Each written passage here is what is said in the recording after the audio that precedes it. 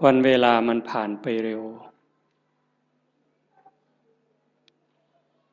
ที่น่าเสียใจน่าเสียดายก็คือมันไม่ได้ผ่านไปเปล่า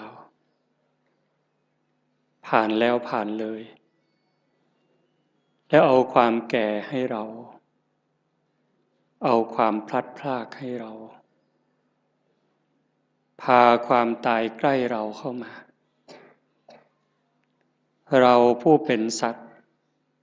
ที่ยังต้องเวียนว่ายตายเกิดไม่รู้จบไม่รู้สิ้นเราก็ยังเผลอเราก็ยังมัวประมาทเหมือนกับว่าเราจะไม่ตายหรือบางคนก็เชื่อว่าตายแต่คิดว่าตายแล้วคงจบหรือยังไง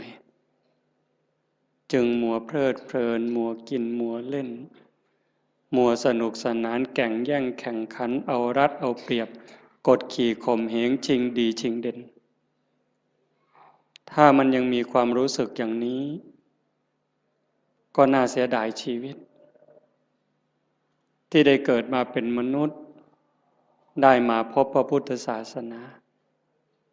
ประโยชน์ที่ควรจะได้มันกับเสียไป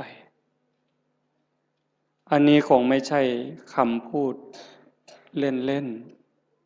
ๆโยมลองนึกดูเถอะพิจารณาดูดีๆถ้ามาเชื่อว่าญาติโยมทุกท่านเนี่ยได้เข้าวัดได้ทำบุญทั้งให้ทานทั้งรักษาศีลปฏิบัติธรรมฟังธรรมเจริญภาวนามาหลายคนก็ชั่วชีวิตแต่ดูเถอะแม้แต่ตั้งใจดีแล้วเป็น20 30 40 ปีมาเราได้อะไรเป็นเครื่องประดับจิตประดับใจบ้างความสงบแห่งจิตเกิดขึ้นหรือยังดับสังขารได้หรือยังไม่ใช่ง่ายทั้งที่เราเพียรทั้งที่เราตั้งใจบ่อยครั้งทั้งที่ตั้งใจทำดีแต่ก็เผลอไปคว้าเอาบาปก็บ่อยครั้งนี่มันเป็นเรื่องของความจริงเลยไม่ว่าเราไม่ว่าเขาไม่ว่าใคร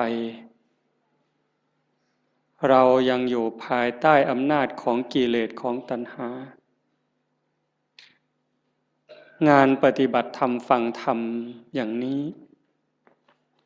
มันจึงเป็นงานที่น่าอนุโมทนาและอาตมาก็ไม่อยากให้เราผ่านไปเฉย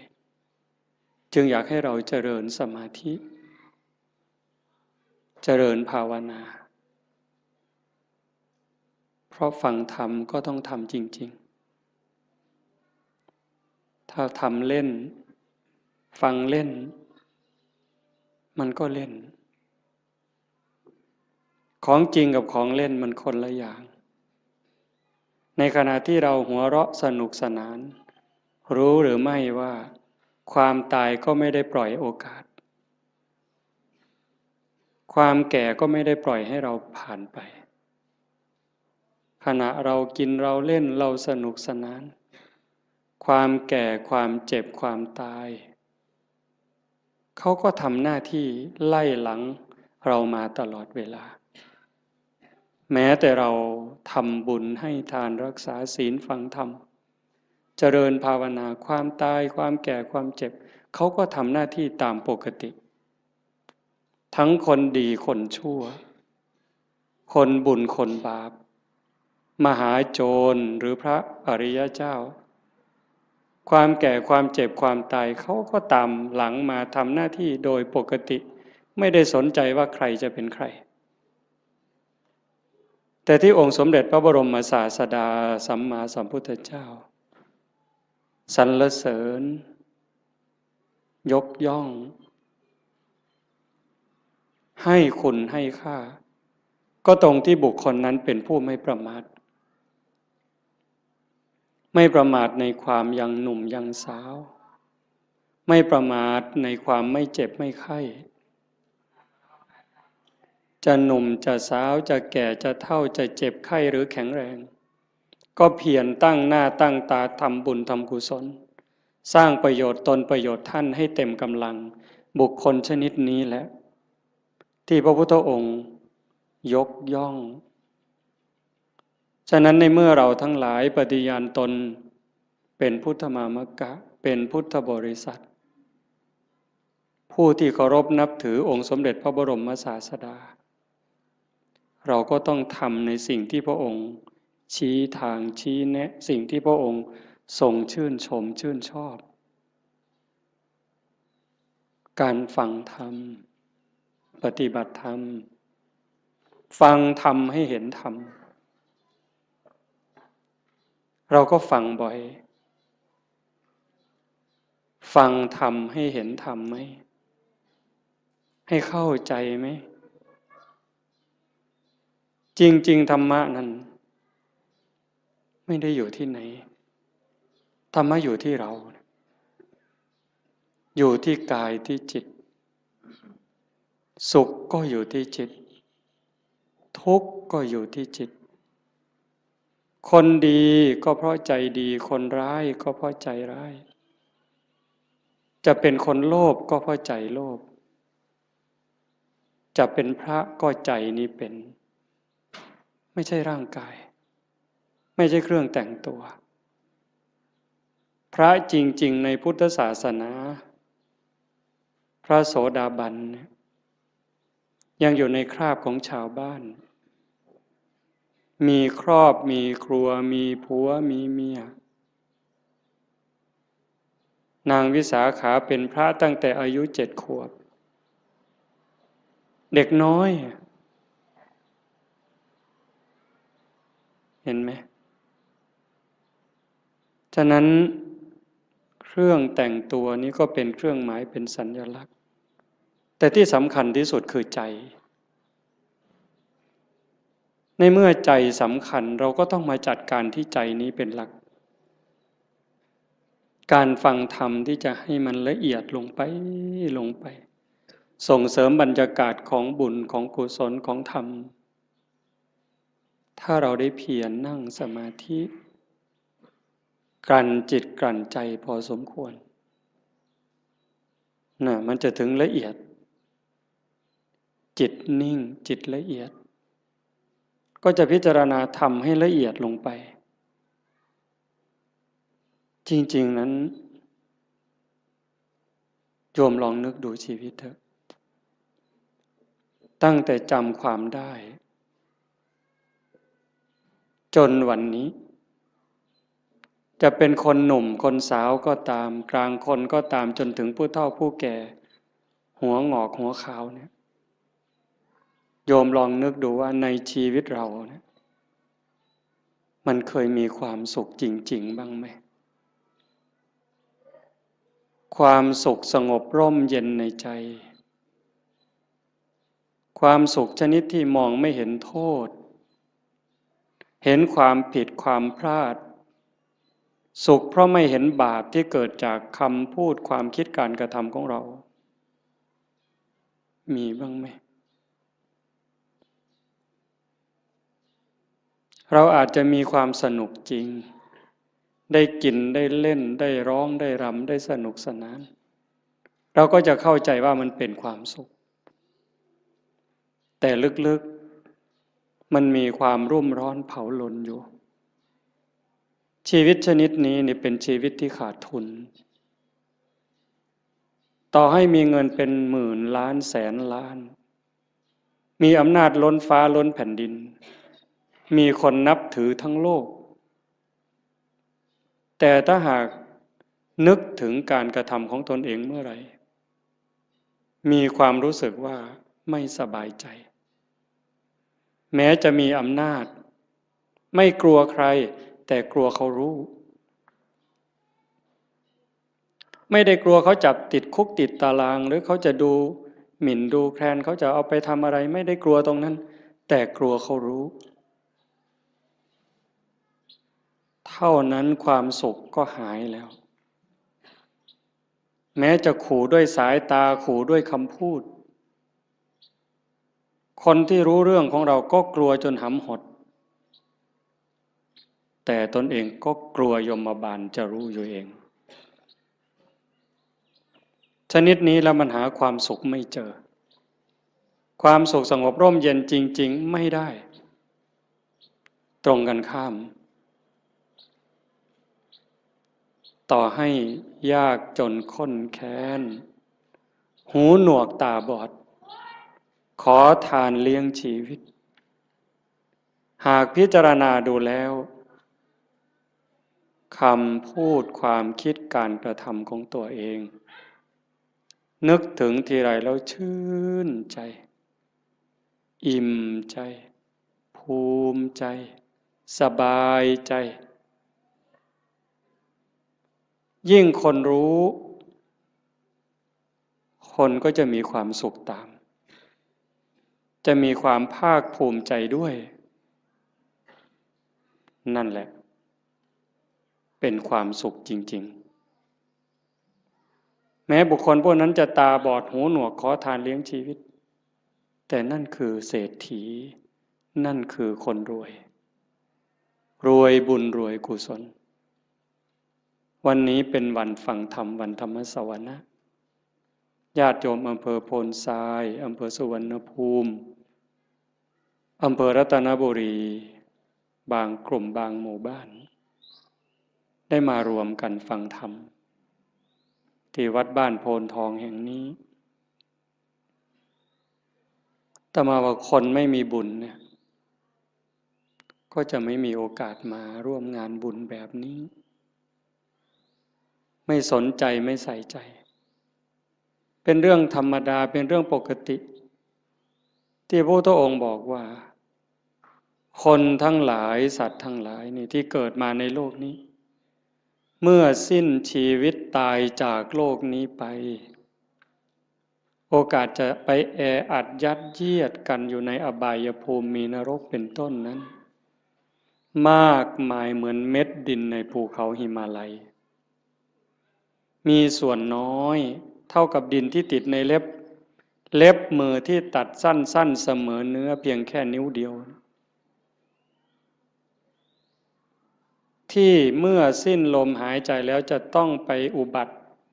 บังเกิดอย่างสุคติโลกสวรรค์มีน้อยนิดเดียวเหมือนกับดินที่ติดในเล็บที่ตัดสั้นๆเสมอเนื้อ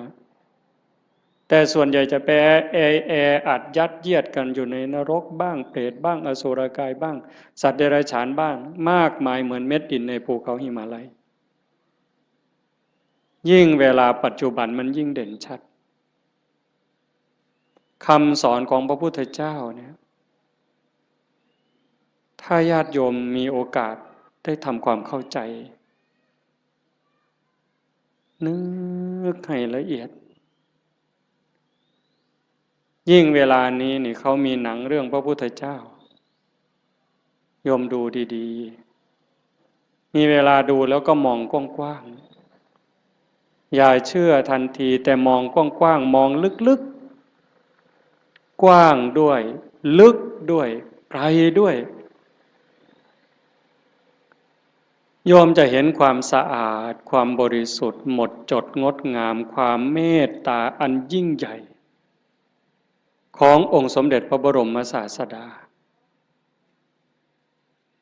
ถ้าพูดภาษาเรามีความห่วงใยมีความสงสารเห็นอกเห็นใจห่วงใยสัตว์ทั้งหลายเหลือประมาณจะหาใครเทียบเท่าขี้ฝุ่นของพระองค์ไม่ได้นอกจากมีความเมตตาความปรารถนาดีพระปัญญาความสว่างไสวแทงทะลุปลุกโปร่งความลับของจักรวาลความลับของชีวิตได้ชัดเจนไม่มีที่ขาดตกบกพร่องอะไรเลยนี่เจ้าลัทธิศาสดาและหลายท่าน มีความรักมีความเมตตามีความห่วงใย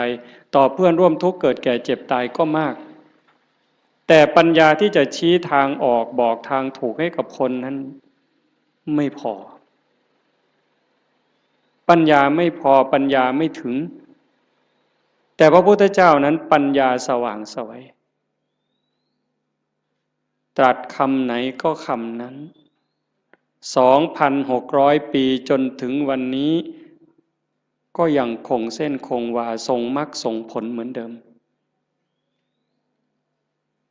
ฉะนั้นเราท่านทั้งหลายโอกาสที่เราได้เกิดมาเป็นมนุษย์ได้มาพบพระพุทธศาสนาแล้วเราจะปล่อยให้วันเวลามันผ่านไปโดยไร้ประโยชน์ได้อย่างไรเพราะเราไม่แน่ใจไม่มั่นใจเลยว่าถ้าเราสิ้นลมลงไปจากชีวิตนี้แล้วเมื่อกายกับจิตแยกทางกันเดินเราจะไปไหนโยมมั่นใจหรือยังวางใจได้หรือยังว่าเราจะไปไหนถ้าโยมถามอาตมาล่ะพระอาจารย์มั่นใจรู้ทางไปหรือยังอาตมารู้ว่าอาตมาไม่ปลอดภัยโอกาสที่จะร่วงลงสู่อบายนั้นมีสูงมากอันนี้พูดเรื่องจริงเลยเนี่ยโอกาสที่อาตมาจะต้องตกนรกนั่นก็สูง100%โอกาสที่จะไปเป็นเปรตไปเกิดอสุรกายไปเกิดเป็นสัตว์เดรัจฉานก็100%นั่นเพราะอะไรเพราะการบ่มจิตบ่มใจนั้นยังไม่ถึงขั้นบางครั้งจิตยังวุ่นวายใจยังสับสนบอกว่าอย่าคิดมันก็ยังคิดเวลานั่งเจริญภาวนาให้อยู่กับลมหายใจมันก็ได้แค่รอบหรือแค่ครั้งเดียวหายใจเข้ายังไม่ได้หายใจออกเลยมันก็คิดเรื่องนู้นหายใจออกยังไม่ได้เข้ามันก็ไปคิดเรื่องนั้นดีบ้างไม่ดีบ้างสารพัดแล้วใครเก่งทีนี้ใจตัวนี้นะสวรรค์ในอกนรกในใจนิพพานไม่ใกล้ไม่ไกลหายใจก็ได้ยินเวลาเราไปร่วมงานศพฟังเทศน์ครูบาอาจารย์ท่านก็จะพูดเสมอ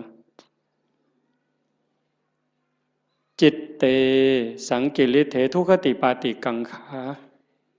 เมื่อจิตเศร้าหมองแล้วทุคติก็ย่อมเป็นอันหวังนั่นคำว่าเศร้าหมองมันไม่ถึงกับสกปรกเด้โยมฟังดีๆเนี่ยนั่งหลับตาฟังดีๆคิดตามคำว่าเศร้าหมองนี่ยังไม่ถึงกับสกปรกจนน่าเกลียดเลยถ้วยชามเราล้างอย่างดีใส่ตู้กับข้าว5 วัน10 วันผ่านไปถ้าเราจะใช้ใหม่เนี่ยโยมยังต้องล้างเพราะฝุ่นละเอียดมันเข้าไปจับแล้วถ้ายิ่งเป็นเดือนเนี่ยเรามือไปขีดดูก็จะเป็นรอยในจานนั้นแต่มันไม่ได้สกปรกเกอะกรังน้ำแกงน้ำข้าวน้ำพริกไม่ได้เกี่ยวถึงขนาดนั้นเชื้อราก็ยังไม่เกิดแต่มันเป็นฝุ่นเข้ามาจับจิตใจเราก็เหมือนกันถ้ามันยังหงุดหงิดยังขุ่นเคืองคนพูดไม่ใช่ว่าไม่ถูกหูหรอกมันเพียงแค่เกิดปฏิฆะขุ่นเคืองเท่านั้นจิตก็เศร้าหมองถ้ามันเกิดบ่อยมันก็จะพัฒนาการจากความหงุดหงิดธรรมดาเป็นความขุ่นเคืองหนักขึ้นจนเป็นความโกรธเป็นอาฆาตพยาบาทตามมาถ้าไม่รีบรักษามันยิ่งกว่ามะเร็งอีกเห็นไหม ความโลภก็เหมือนกันความโกรธก็เหมือนกันความอิจฉาริษยาก็เหมือนกันเรื่องกิเลสราคะพวกเหล่านี้นิวรณ์เครื่องกั้นกามราคะเห็นไหมยิ่งปัจจุบันเนี่ยจิตใจคนไหลลงต่ำเรื่องผัวเรื่องเมียเรื่องเพศกามารมณ์เนี่ยมันกัดกินใจคนเนี่ยไม่รู้หนุ่มรู้แก่ไม่มีเวลากลางวันกลางคืนไม่รู้ใครเป็นใครเพราะมันมีสิ่งยั่วยุตลอดเปิดโทรทัศน์ขึ้นมันก็ยั่วแล้วเปิดวิทยุแทบขึ้นมันก็ยั่วแล้วยิ่งมีโทรศัพท์เล่นอินเทอร์เน็ตอะไรเฟซไลน์ลงไปนี่มันจะมีทั้งหมดเขาบอกอย่างนั้นก็จะไปเห็นอะไรหลายอย่างจิตก็จะแตกใจก็จะพังลูกหลานเราก็จนไม่เคารพพ่อแม่ลูกหลานไม่เคารพไม่เชื่อฟังพ่อแม่ลูกศิษย์ไม่เคารพครูบาอาจารย์พระเนนบางครั้งก็ไม่อยู่ในร่องในรอยเพราะสิ่งเหล่านี้จึงไม่แปลกที่พระพุทธเจ้าว่าจะไปแออัดยัดเยียดกันในนรกบ้างเปรตบ้างอสุรกายบ้างมากมายเหมือนดินในเม็ดดินในภูเขาหิมาลัยแต่มันก็ไม่เหลือวิสัยถ้าใครฝึกใครฝนใครอบรมบ่มจิตบ่มใจเนี่ยเพียรวันนี้ยังไม่ได้แต่ไม่ลดไม่ละในขณะที่เราเพียรฝึกขัดเกลาจิตใจตนเองแม้มันยังไม่สงบแต่บุญนั้นเราได้แล้วบุญนี่มันเกิดบุญนั้นมันได้ถ้าเราเพียรเราขัดเราเกลาจนกั้นจิตไว้หายใจเข้าก็ชัดเจนหายใจออกก็ชัดเจนช่วงที่เราเห็นลมเข้าชัดเจนลมออกชัดเจนช่วงนั้นกิเลสขาดไปจากใจ1 รอบ2 รอบ3 รอบขยายยืดเวลาให้มันมากขึ้นมากขึ้นมากขึ้นพอเรารู้จักขยายเวลาให้จิตอยู่กับความว่างจากความยึดมั่นหมายแห่งความเป็นตัวตนได้มันจะพัฒนาไปเรื่อยพรากเวทนาเวลาตาเห็นหูได้ยินจมูกได้กลิ่นลิ้นได้รสกายสัมผัสใจนึกคิดแล้วเราไม่ดึงเข้ามาเป็นเจ้าข้าวเจ้าของรู้แล้วก็ปล่อยมันเป็นเรื่องของธรรมชาติกลับมาอยู่กับอารมณ์ขององค์พระกรรมฐานไว้เรื่อยๆถ้าเราทำได้อย่างนี้บ่อยๆนั่นเก่งแล้วแกร่งแล้วถ้าเรารักษาจิตสภาพนี้ไว้ได้ในขณะเป็นอยู่ในขณะเจ็บป่วยหรือขณะใกล้ตายจิตเราก็จะไปอีกทางหนึ่งจิตเตอสังกิริเถสุขติปาติกังขาเมื่อจิตไม่เศร้าหมองแล้วสุขติก็ย่อมเป็นที่หวัง เรื่องนี้มันอาจจะฟังยากไม่สนุกฟังแบบหนึ่งมันไม่สนุกเลยแต่ถ้าคนรักตนเองล่ะถ้าคนที่รักตนเองสงสารตนเองห่วงใยตนเอง ห่วงใยจิตวิญญาณตนเองนี่ฟังเรื่องนี้นี่มันจะสนุกมากมันจะดูดไปเลยฟังแล้วสนุกอยากติดตามอยากทำความเข้าใจมันจะติดตามแต่ติดตามเฉยๆมันก็จะไม่รู้ถ้าเราฝึกด้วยอย่างตอนนี้เนี่ยเอาคนที่พอสู้ได้เด้ยืดตัวตรงๆหายใจเข้ายาวๆลึกๆทำใจสบายๆปล่อยลมยาวๆสบายไม่กดไม่เกร็งพยายามตามเข้าตามออกหรือดูที่จุดลมกระทบถ้ามันเห็นอย่างนั้นความอิ่มใจมันจะเกิดวัน1 2 3 วันนี่ยังไม่เท่าไหร่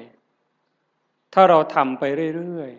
ๆผ่านวันที่3ผ่านวันที่4น้ำตาเริ่มมี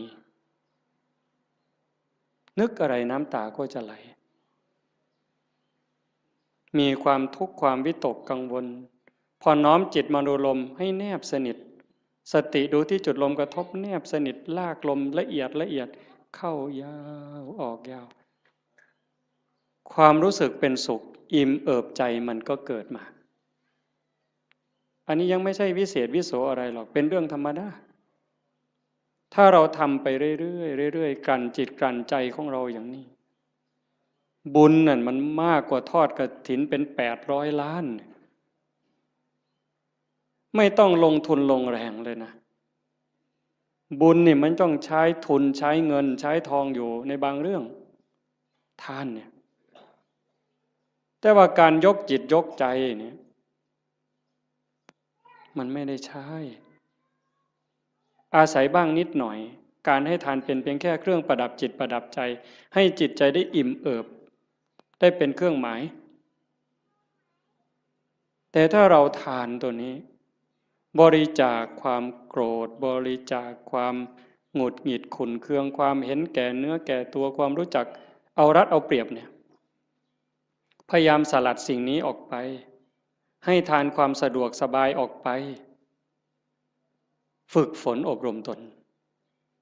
พอเราทำอย่างนี้บ่อยๆบ่อยๆมันจะได้ติดในองค์อาตมารับประกันเลยนะรับประกัน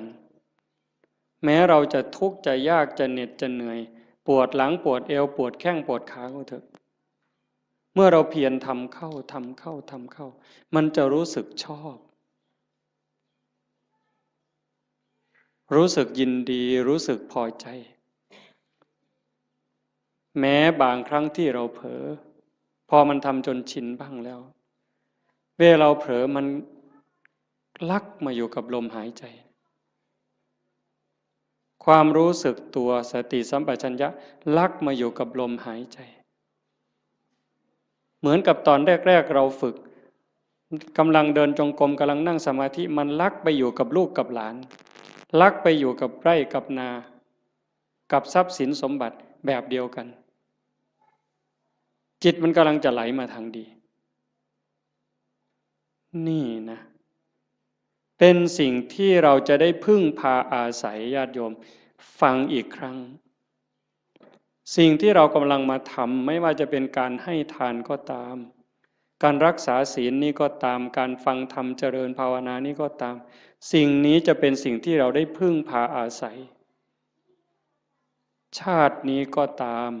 ชาติหน้าก็ตามชาติต่อไปก็ตามแม้เวลาเจ็บเวลาป่วยเวลาใกล้ตายจะได้อาศัยสิ่งนี้ยิ่งกว่าแก้วแหวนเงินทองแก้วแหวนเงินทองลูกหลานสามีภรรยาจะมีมากมายมียศมีตำแหน่งยิ่งใหญ่ขนาดไหนถึงเวลาเราเจ็บไข้โยมไปดูเถอะอยู่ในหมู่บ้านก็ตามโรงพยาบาลก็ตามถึงคราวเจ็บป่วยหนักเข้าจริงๆเนี่ยคนจะรักเราจะเป็นสามีภรรยาเป็นลูกเป็นหลานเป็นพ่อแม่พี่น้องเพื่อนสนิทมิตรสหายเขาก็ช่วยไม่ได้แบ่งเจ็บไม่ได้แบ่งป่วยไม่ได้ผ่าตัดแทนไม่ได้กินยาแทนไม่ได้แล้วความหวาดกลัวที่มันเกิดล่ะถ้าบอกว่าต้องผ่าตัดหวาดกลัวไหมกลัวมีดหมอไหมกลัวจะสลบไม่ฟื้นไหมใครแบ่งล่ะพ่อแม่พี่น้องสามีภรรยาเพื่อนพ้องก็เพียงแค่ให้กำลังใจใจดีๆไม่เป็นไรหรอกเขาก็พูดได้เพียงแค่นั้นแต่ถ้าถามว่าถ้าเป็นเขาล่ะก็ไม่ได้ต่างจากเราหากเราฝึกจิตฝึกใจให้มันมีความมั่นคงเนี่ยทำจิตให้มันเกิดความมั่นคงมันไม่หวั่นไม่ไหวตรงนี้นี่ได้เปรียบตายก็ไม่ว่าเป็นอย่างนั้นจริงๆไงโยมเวลาที่เราฝึกสติฝึกสมาธิได้เกิดความมั่นคง มันจะไม่กลัวยิ่งเราทำบุญไปบ่อยๆบ่มบุญบารมีไปเรื่อยๆอันนี้เป็นทุนอยู่แล้วแต่ตัวที่เราฝึกจิตฝึกใจให้เกิดความมั่นคงไม่หวั่นไม่ไหวอันนี้จะหนุนสูงที่สุดยิ่งปัญญารอบรู้เห็นว่าชีวิตเกิดมาแล้วมันเอาแก่มาด้วยมันเอาแก่มาด้วยเอาเจ็บมาด้วยเอาพลัดพรากจากสิ่งรักสิ่งที่หวงแหนให้เราไปประสบกับสิ่งที่เราไม่พึงพอใจไม่ปรารถนา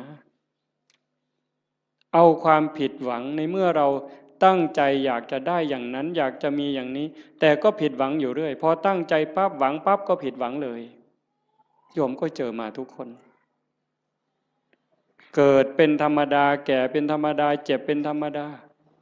สุดท้ายก็จะตายเป็นธรรมดาทำไมล่ะถึงต้องตายเพราะตายมันมาพร้อมกับเกิดในเมื่อมันเป็นอย่างนี้เราก็ต้องยอมรับ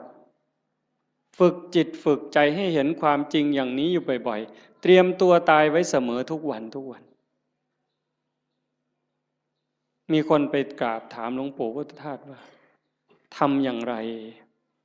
ชีวิตถึงจะได้ประโยชน์ที่สุดถ้าพูดถึงบุญจะได้บุญมากที่สุดหลวงปู่พุทธทาสบอกว่าให้ทำความรู้สึกเหมือนกับว่าวันนี้เป็นวันสุดท้ายวันนี้เป็นวันสุดท้ายของเราที่อยู่ในโลกพอค่ำลงวันนี้เราจะตายอะไรที่เป็นบุญเป็นกุศลที่ยังไม่ได้ทำให้รีบทำบาปอกุศลอะไรที่ยังไม่ได้ละก็ให้รีบละขัดข้องหมองใจกับใครทำผิดทำพลาดกับใครก็รีบไปขอโทษเขาซะใครทำคุณทำประโยชน์กับเรายังไม่ขอบคุณเขาด้วยปากหรือไม่ได้ขอบคุณเขาด้วยใจก็รีบซะในเมื่อเราขอบคุณเขาขอโทษเขาจิตใจเราจะปลอดโปร่งโล่งเบาขึ้นง่ายต่อการภาวนาอีกจากนั้นก็พิจารณาชีวิต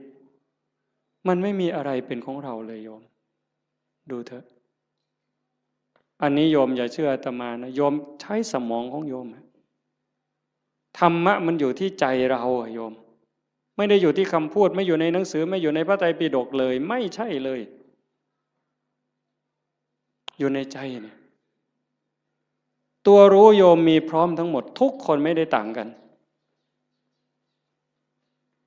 เวลาโกรธเนี่ยถ้าไม่มีธรรมะต่างคนก็ต่างอวดกันเนี่ยอวดความเกลี้ยกล่อมความแกร่งกล้าความเลวร้ายของตนเองอวดโง่เขาว่าอย่าอวดดีนี่อาตมาว่ามันดีถ้ามีดีให้อวดนี่รีบอวดแต่ส่วนมากอวดโง่เห็นไหมกินเหล้าเลยหลายลังก็ไปอวดเขาว่ากินได้หลายลังอวดโง่นั่นมันอวดโง่ไม่กลัวใครใครจะลองเอาอะไรก็ว่ามาท้าตีท้าต่อยนั้นอวดโง่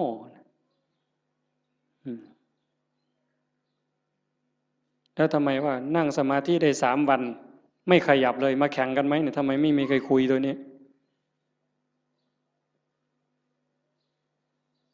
แต่เรื่องกินเหล้าเรื่องเล่นการพนันเรื่องเจ้าชู้ซ้ำซ้อนเรื่องลักเรื่องขโมยเอามาอวดคุยกัน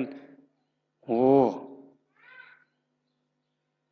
สิ่งที่เอามาอวดมาอ้างกันนั้นถามว่าเป็นบุญไหมไม่มีเลยเป็นประโยชน์ไหมไม่มีเลยแต่เรื่องนั้นทำจริงเด้ทุ่มเทตลอดชีวิตเด้นั่งเล่นไพ่ทั้งคืนนี่ไม่เยี่ยวเลยผุ่นเป็นเก่งแห้งเนี่ยบ่ปวดเงี้ยวเลยแต่นั่งสมาธิหาหน้าที่เนี่ยข่อยทิกแล้วทิกอีกแล้วข่อยจะไปแล้วเนี่ยมึงที่หลังมันโงน ปานนั้นเพิ่นว่าเพิ่นเก่งเนี่ยกันบ่ถูกใจมาอย่าจับกูขามันเพิ่นเด้บืนอยู่ดาวบัดเขาโยใส่ถอยหลังจากรถบัดนี้มันบ่จริงหรอก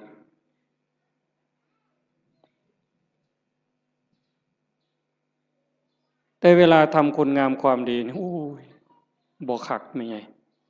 บ่คักเพิ่นเด้เพียรในการประพฤติปฏิบัตินี้ก็ไม่เท่าไหร่แต่ก็ยังดีเรามาขนาดนี้ก็ให้เราเข้าใจว่าเรากำลังเก็บเกี่ยวสัมภารธรรมค่อยๆเก็บค่อยๆทำเก็บกรรมเพิ่มเติมทีละนิดทีละหน่อยอย่าสนุกสนานมากหัดพรากด้วยดิหัดพรากจากลูกจากหลานบ้างเบิ่งจังหนึ่งก็เป็นตะลุโตนย่ายอยู่ดอกคันบ่ไปอเซาะเลี้ยงหลานก็ย่านเขาบ่ให้กินก็ทำท่าหักลูกเขาไปซั่นละพอเขาให้อยู่นำที่จริงนี่เขาเห็นหมู่เจ้าหมดประโยชน์แต่โดนแล้วได้หมู่เจ้าฮู้บ่เนี่ยท่านฮู้โตบ่ว่าเขาว่าหมู่เจ้าเป็นคนบ่มีประโยชน์แล้วเด้ซุมื้อใครแน่แต่ครูบาได้พอได้ย่องหมู่เจ้านี่พอได้กินข้าวนำมื้อซื่อเด้คันลองหมู่เจ้าจังหันบ่ได้โลดครูบาก็บ่เบิ่งหมู่เจ้าพอตายคือกันนี่หิฟ้าวเฮ็ดบุญฟ้าวภาวนาลงวัดลงว่าเอาจริงเอาจังมันสิมีเวลาอีกจักมื้อเจ้าว่าอีกจักหน่อยก็ออกพรรษาแล้วอีก7มื้อนึงลมวีมื้อนี้ไทจำบีก็ออกเที่ยวซั่นเด้เพิ่นว่าลมวีไทจำบีออกเที่ยวจักสิไปไสแล้วไทจำบีก็ได้ผู้สิตายแน่นี่ล่ะหาเลิกหายามแล้วเพิ่นสิสึกเพิ่นสิไปรวยเพราะเพิ่นเก่าหั่นล่ะมันสิได้พอ3มื้อบ่หัวตีดินคือเก่าอย่ามาคุยโตเว้ยสิสึกเป็นเลี้ยงแม่บ่มีผู้อยู่นำพ่อนำแม่เพิ่นเอาคือดอกโอ้ยบ่เห็นกลุ่มมือจักหลายออกไปปั๊บศพอยู่แก่คันหัวพุ่น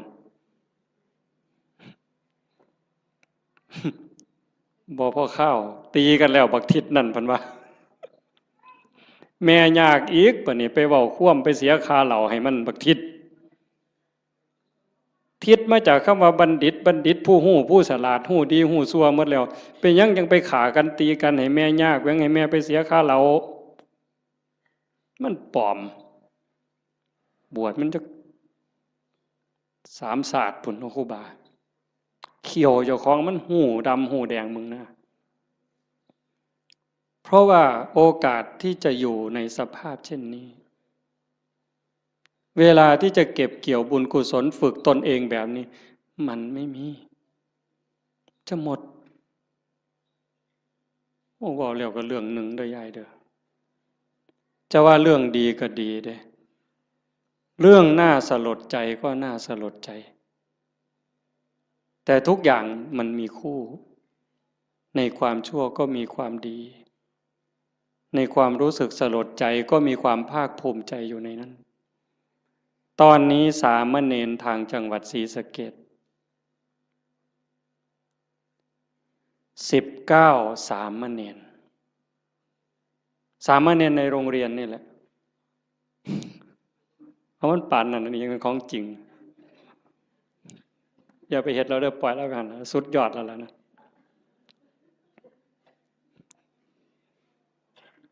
สามเณร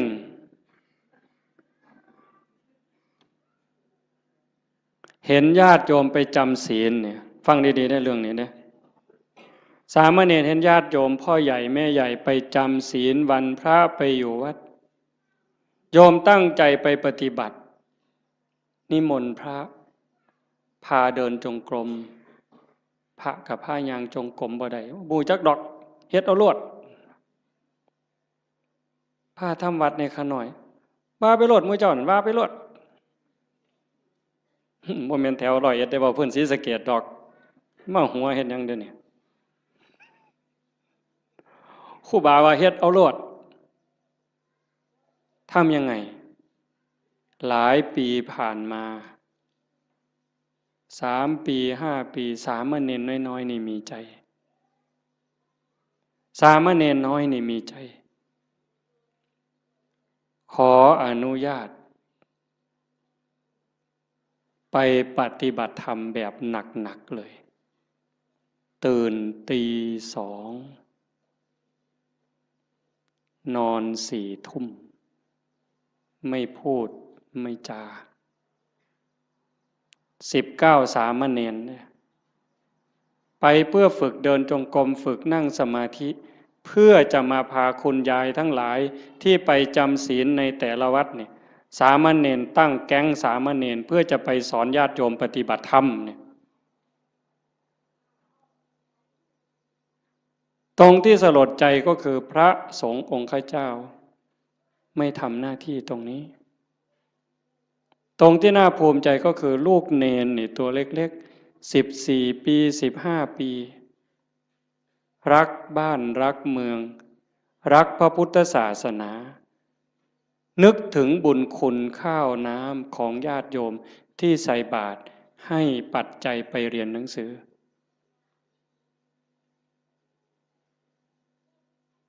เหตุการณ์นี้เกิดขึ้นแล้วอาตมาได้ยินข่าวอาตมาก็จะสนับสนุนเต็มกำลังเลยตัวเนี้ยดังนั้นญาติโยมโอกาสที่เราจะมีโอกาสมาร่วมกันฟังธรรมประพฤติปฏิบัติมีครูบาอาจารย์ที่ชักชวนวิงวอนขอร้องให้เราทำอย่างนี้ไม่ใช่เรื่องง่ายเป็นเรื่องที่หายากที่สุดในเมื่อเราได้แล้วมีแล้วพบแล้วเจอแล้วอย่าปล่อยให้มันผ่านไปเปล่าให้เราได้ตั้งใจฝึกฝนอบรมบ่มจิตบ่มใจตนเองอย่าไปเสียดายอย่าไปอาลัยกับความสุขความสบายแบบโลกมากนักอย่าไปอยากร่ำอยากรวยถ้าจะรวยมันก็รวยแล้วเฮ็ดมาตั้งแต่หัวทอบักแข่งหมดตั้งแต่เป็นบ่าวเป็นสาวก็เฮ็ดมาเต็มกำลังแต่งการแต่งงานมีขอบมีขั้วก็หัวหมุนก้นซุบปากกัดตีนยัน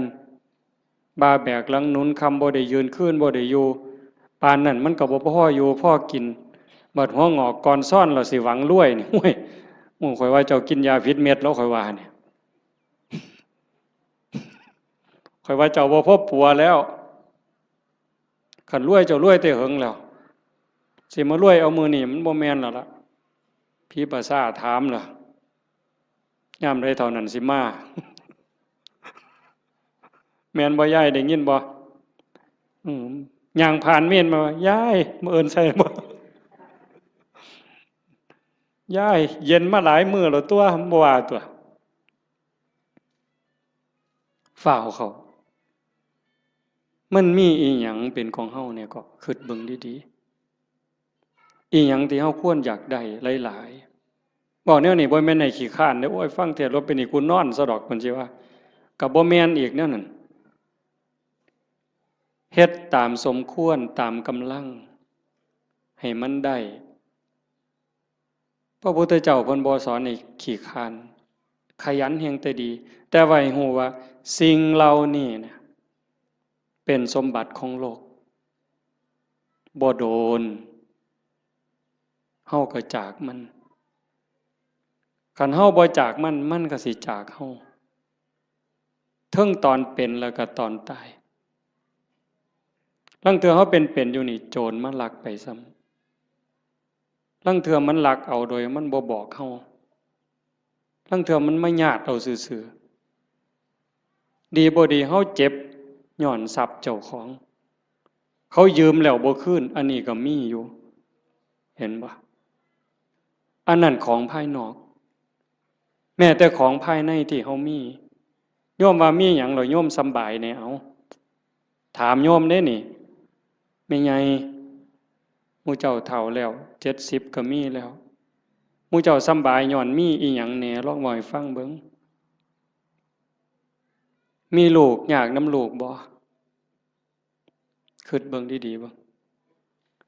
มีลูกนี่ย้อนสำบายน้ำลูกกับยากน้ำลูกอีหยังหลายกว่ากันตอบแบบถูกต้องเด้เจ้าอย่าหาวเด้อย่ามาบอกเอาใจอาตมาเด้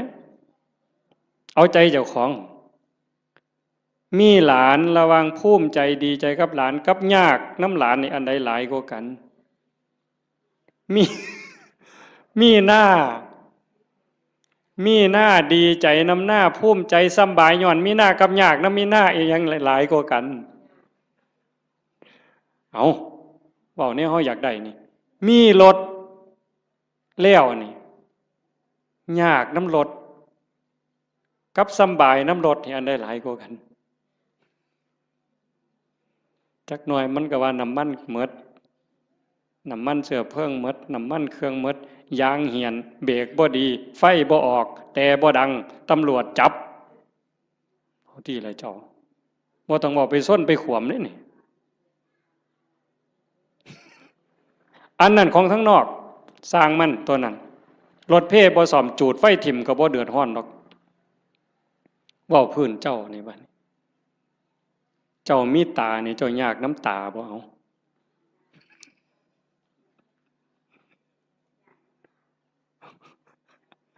บ่ท่านว่าไปฮอดขาดอกว่าซ้ำตานี่เอายากน้ำมันบ่นี่มีผมนี่จะว่ายากน้ำผมนี่ซ้ำใดจะว่าตั้งแต่เจ้าเกิดมาตั้งแต่โกนผมไฟตั้งแต่ตัดมาแต่ฮอดพุ่นตั้งแต่พุ่นจนฮอดพี่หมดจักแสนเหรอค่าตัดผมเนี่ยค่าตัดค่าย้อมมันนี่หมดไปจักแสนผู้บางคนผมซื้อกับเฮ็ดให้มันหยองเอาลองเบิ่งเจ้าเอาผู้หยองกับเฮ็ดให้มันซื้อเอาลองเบิ่งบ้าบ่พอปัวเนี่ยเอามันยาวก็ไปตัดให้มันสั่นผู้สั่นไปต่อเอาลองเบิ่งเจ้าผู้ผมดำก็ไปย้อมผมแดงเอาลองลองเบิ่งยากสำาใดนี่ย้ำผมนี่เอาหวยบ่ต้องบอกถึงมันเป็นรังแค่บ่ต้องบอกถึงกับสากับล่างได้นี่ซ้ำยากน้ำสียากน้ำหวีมันนี่ก็พอแห้งแล้วมือหนึ่งหวีแสกกลางมือหนึ่งเป๋ไปทั้งซ้ายมือหนึ่งเป๋ไปทั้งขวามือหนึ่งหวีเสยไปทั้งหลังขย่มพ่อใหญ่กำนันเนี่ยหมอหนึ่งหวีทั้งงอนมาปกไว้หน้าผากเนี่ยโอ้ลองเบิ่งที่ละคนมันยิ่งยากสำเร็จยากสำน้ำผมซื่อๆเนี่ยโอ้บอกผื่นป่าคนเนี่ยแต่มามันพอสมควรเด้อเด้อมู่ว่าของยากจักเม็ดเด้อตั้งแต่ก่อนหวีเรียบร้อยสมมุติมันเฮ็ดเป็นตั้งเฮ็ดหัวจรวดขึ้นมาอีกก็เพื่อมันสิเฮ็ดได้ไม่ไงอันนี้พื้นผมเนี่ยตาก็ยากน้ำตาขันมันเป็นโรคต่อกระจกต่อเนื้อต่อลมต่อหินเอาทีละหูล่ะยากน้ำหูบ่มันก็ดีอยู่มันได้ยินแต่ว่าได้ยินเขาด่ากับขวบมันมีหูเนี่ยละเว้ย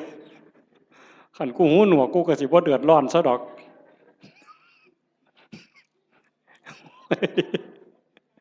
มึงที่ละว่ามันดีบนไหนล่ะพุทธเจ้าว่าบ่เนี่ย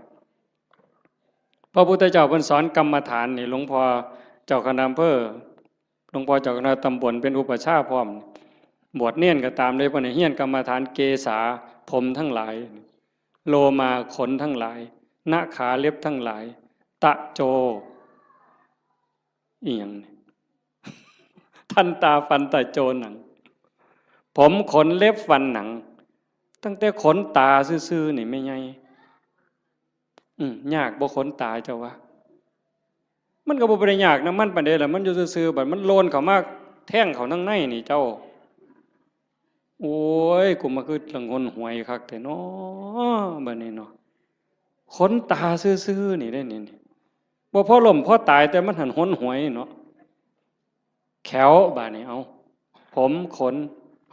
เล็บเอาเล็บก่อนตัดมาหลายปานใดนี่เล็บมัดมีดจักดวงขูดไปเท่าใดอันนี้ง่ายๆได้แบบครูบาตัดทิ่มแล้วกันแล้วแต่ขันของไม่ออกได้บัดนี้ ซุมื้อนี้ย้อมสีซื่อๆก็บ่พอจักเอาหยังมาแต้มอีกบัดนี้โอ้ยแต่งเล็บเทื่อนึงนี่ซื้อปุ๋ยได้3กระสอบแม่ใหญ่บ้าบ่เจ้าว่าหั่น จักเล็บมือเล็บตีนเนี่ยอันนี้กรรมฐานเนี่ยพระพุทธเจ้าให้เฮียนเนี่ยเล็บตีนผู้บางคนก็ตัดเองบ่ได้ไปให้เขาตัดให้อันไข้อยู่ค่ะมันบ่เจ็บบ่ปวดสมัยนี้บ่มีผู้ใดเป็นเล็บตีนสักปานใดติเนาะ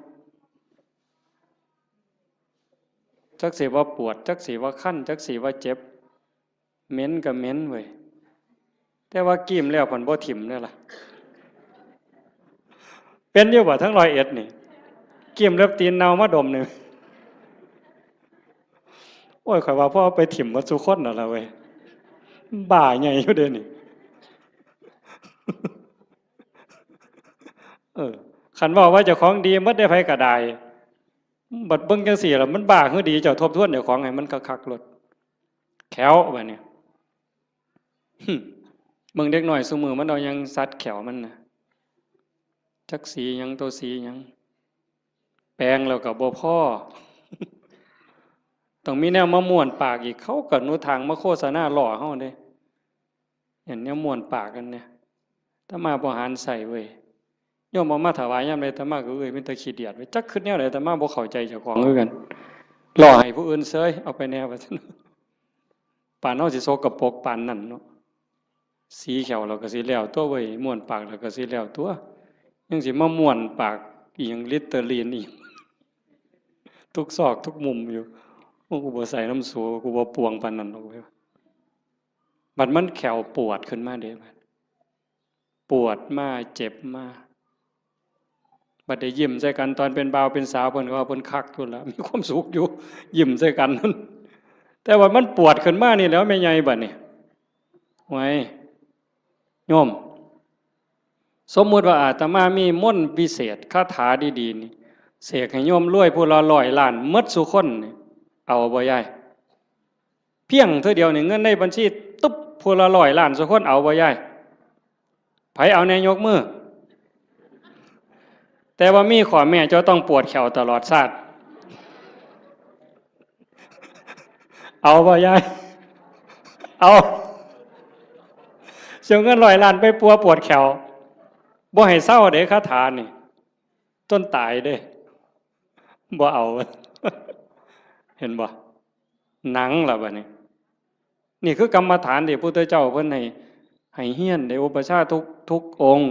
บวชเณรบวชพระต้องให้เฮียนปัญจกะกรรมฐานหนังอ่อนซ่อนหนังกันนี้ได้คนเนาะไม่ออกคันผู้ใดบุญหลายเพิ่นรักษาศีลไว้ดีให้ท่านรักษาศีลมีเมตตาเกิดมาชาติหลังนั้นเพิ่นสิเป็นคนมีผิวขาวผิวงามผิวเนียนดำก็ดำงามมันดอกขาวก็ขาวงามผิวเกลี้ยงใสบ่มีฝ้าบ่มีสิวบ่มีกระหนังเต่งตึงเป่งปังว่าซั่นดอกอันนั้นย้อนบุญเด้อันผู้บางคนบัดนี้ขาวก็ขาวอยู่ดำก็ดำอยู่แต่ว่าเป็นดังๆจังซี่ก็มีย้อนบาปด้วยนั่นย้อนบาปบ่มีศีลแน่ขี้โกรธขี้เกียจแน่อาฆาตจองเวรแน่สารพัดนั่นล่ะบาปบ่น้ำบาปมันนี่ก็มาหลงกันอยู่บนนี้จริงๆนั่นมันก็มีแค่หนังบางๆเพิ่นว่าหนังของเราผู้หนึ่งหนังกำพร้าที่บอกว่าสวยผิวเนียนขาวอมชมพูเนี่ย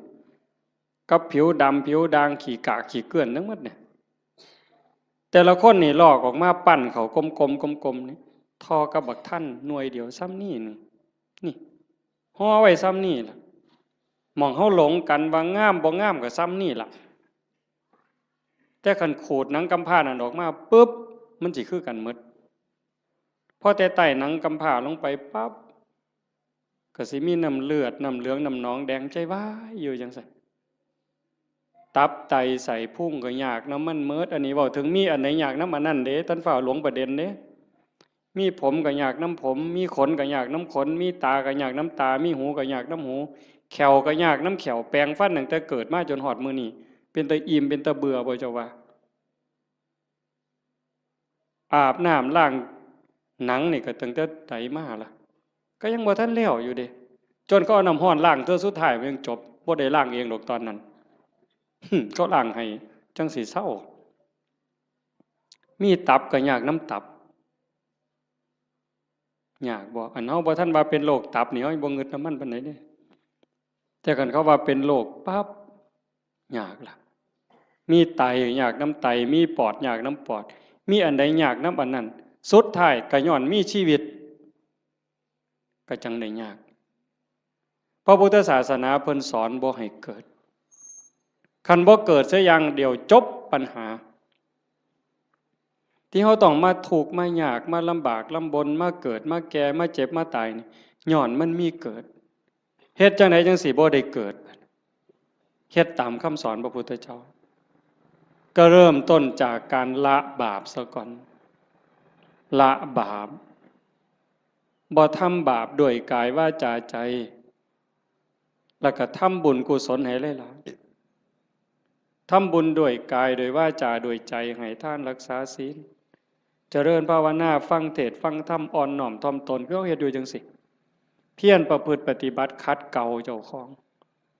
เฮ็ดบุญกุศลให้ได้หลายแล้วก็ฝึกชำระจิตชำระใจให้มันสะอาดบริสุทธิ์เฮ็ดหยังลงไปแล้วให้มันผ่านไปได้บ่คันบ่ภาวนานี่จบเลยบัดนี้ตรงนี้ใส่เวลาอีกจักนิดนึงสะจิตตะปริโยทปนังชำระจิตให้ขาวรอบจากการละบาปมาบำเพ็ญบุญกุศลให้หลายๆเป็นเครื่องล่อเลี้ยงเป็นเครื่องจูงจิตจูงใจยกจิตยกใจแล้วมาว่างฝึกปล่อยฝึกว่างโดยเฉพาะเจริญพระกรรมฐานหัดให้กายกับใจทำงานอันเดียวกันเมื่อกายกับใจทำหน้าที่อันเดียวกันอยู่ในอารมณ์ปัจจุบันหรือปัจจุบันธรรมเนี่ยจิตเราจะวางจากอารมณ์ข้างนอกธรรมะเป็นอากาลิโกปฏิบัติได้ให้ผลได้ไม่จำกัดการนี่คือความพิเศษพุทธศาสนาไม่มีเสื่อมไม่เคยเสื่อมแล้วก็จะไม่เสื่อมให้ผลตลอดเวลาอากาลิโกปฏิบัติได้ให้ผลได้ไม่จำกัดการสันทิฏฐิโกเป็นสิ่งที่ผู้ศึกษาและปฏิบัติจะพึงเห็นได้ด้วยตนเองผู้ศึกษาและปฏิบัติจะพึงเห็นได้ด้วยตนเองสันทิฏฐิโกเป็นสิ่งที่ผู้ศึกษาปฏิบัติพึงเห็นได้ด้วยตนเองอากาลิโกปฏิบัติได้ให้ผลได้ไม่จำกัดการเอหิปัสสิโกเป็นสิ่งที่เรียกให้มาดูท้าพิสูจน์เรียกมาดูโยมก็ลองทำตอนนี้เมื่อเราหายใจเข้ายาวสบายสบายลองดูนะหรือจะยุบหนอพองหนอพุทโธสัมมาอรหังอะไรก็ตามคือกันเหมิดอย่าไปเถียงกันเด้อีหยังผิดอีหยังถูกอันนั้นท่านเว้าฮอดผิดฮอดถูกดอกเบื้องต้นเนี่ยมันจะคือกันหมดคือกันแต่มันสิส่งไปฮอดไสมันมีสันมีเหย้ากลัวกันอยู่ไปได้กลัวกันอยู่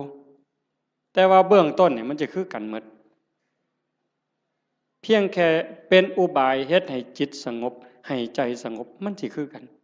พุทโธก็ตามยุบหนอพองหนอก็ตาม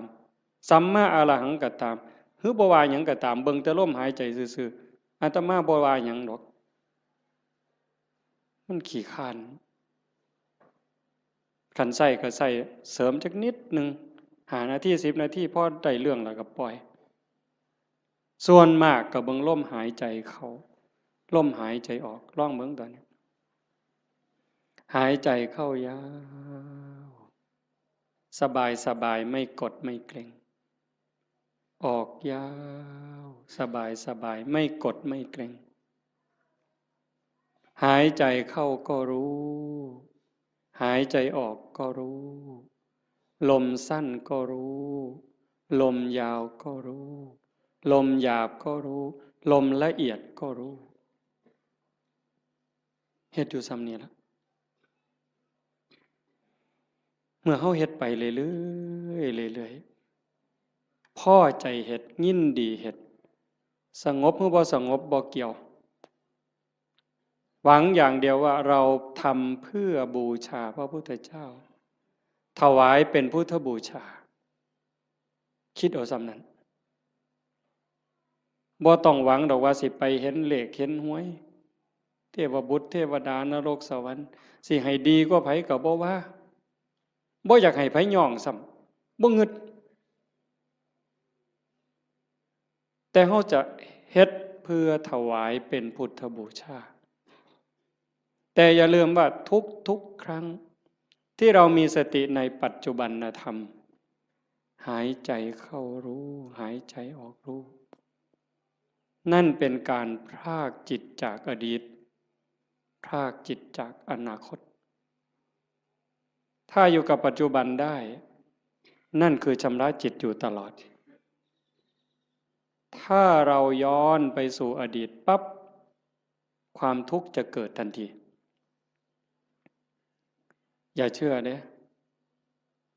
ผู้ศึกษาและปฏิบัติจะพึงเห็นได้ด้วยตนเองเนี่ยเมื่อจิตย้อนไปสู่อดีตจะเป็นต้นเหตุทันทีจิตที่ส่งออกนอกเนี่ยเป็นสมุทัยผลที่เกิดจากจะส่งจิตออกนอกเนี่ยจะเป็นทุกข์ย้อนไปอดีตปั๊บคือเห็นตอนเป็นบ่าวเป็นสาวมือเจ้าไปเลี้ยงงัวไปจีบกันเป็นยังไงคือหอดความเก่าความหลังจิตหล่องลอยไปแล้วลังเธอก็ดีใจก็ย้อนความหลงนั่นแหละทุกข์ได้หะเห็นเขาว่าให้เสียใจเห็นเขานอกใจคือคนนั้นด่าคนนี้ว่าเฮาคนนั้นเอาเปรียบเฮาทุกข์อีกโกรธอาฆาตเป็นทุกข์เห็นบ่ขันบ่ย้อนไปอดีตเตลิดไปสู่อนาคตมื้ออื่นสิเป็นจังใดสิกินหยังอยู่หยังลูกสิเป็นจังใดหลานสิเป็นจังใดทุกข์อีกล่ะวาดวิมานในอากาศหวังกระทุกข์แต่ขันอยู่กับปัจจุบันปั๊บย้อนกลับมาอยู่ในลมหายใจหรืออยู่ที่พุทโธหรือสัมมาอรหังยุบหนอพองหนอปั๊บจิตพรากจากอดีตพรากจากอนาคตมาอยู่กับปัจจุบันจิตจะมีความสงบขึ้นมาถ้าเขาทำให้มันต่อจากหนึ่งรอบหายใจเข้ายาวรู้ออกรู้หนึ่งรอบ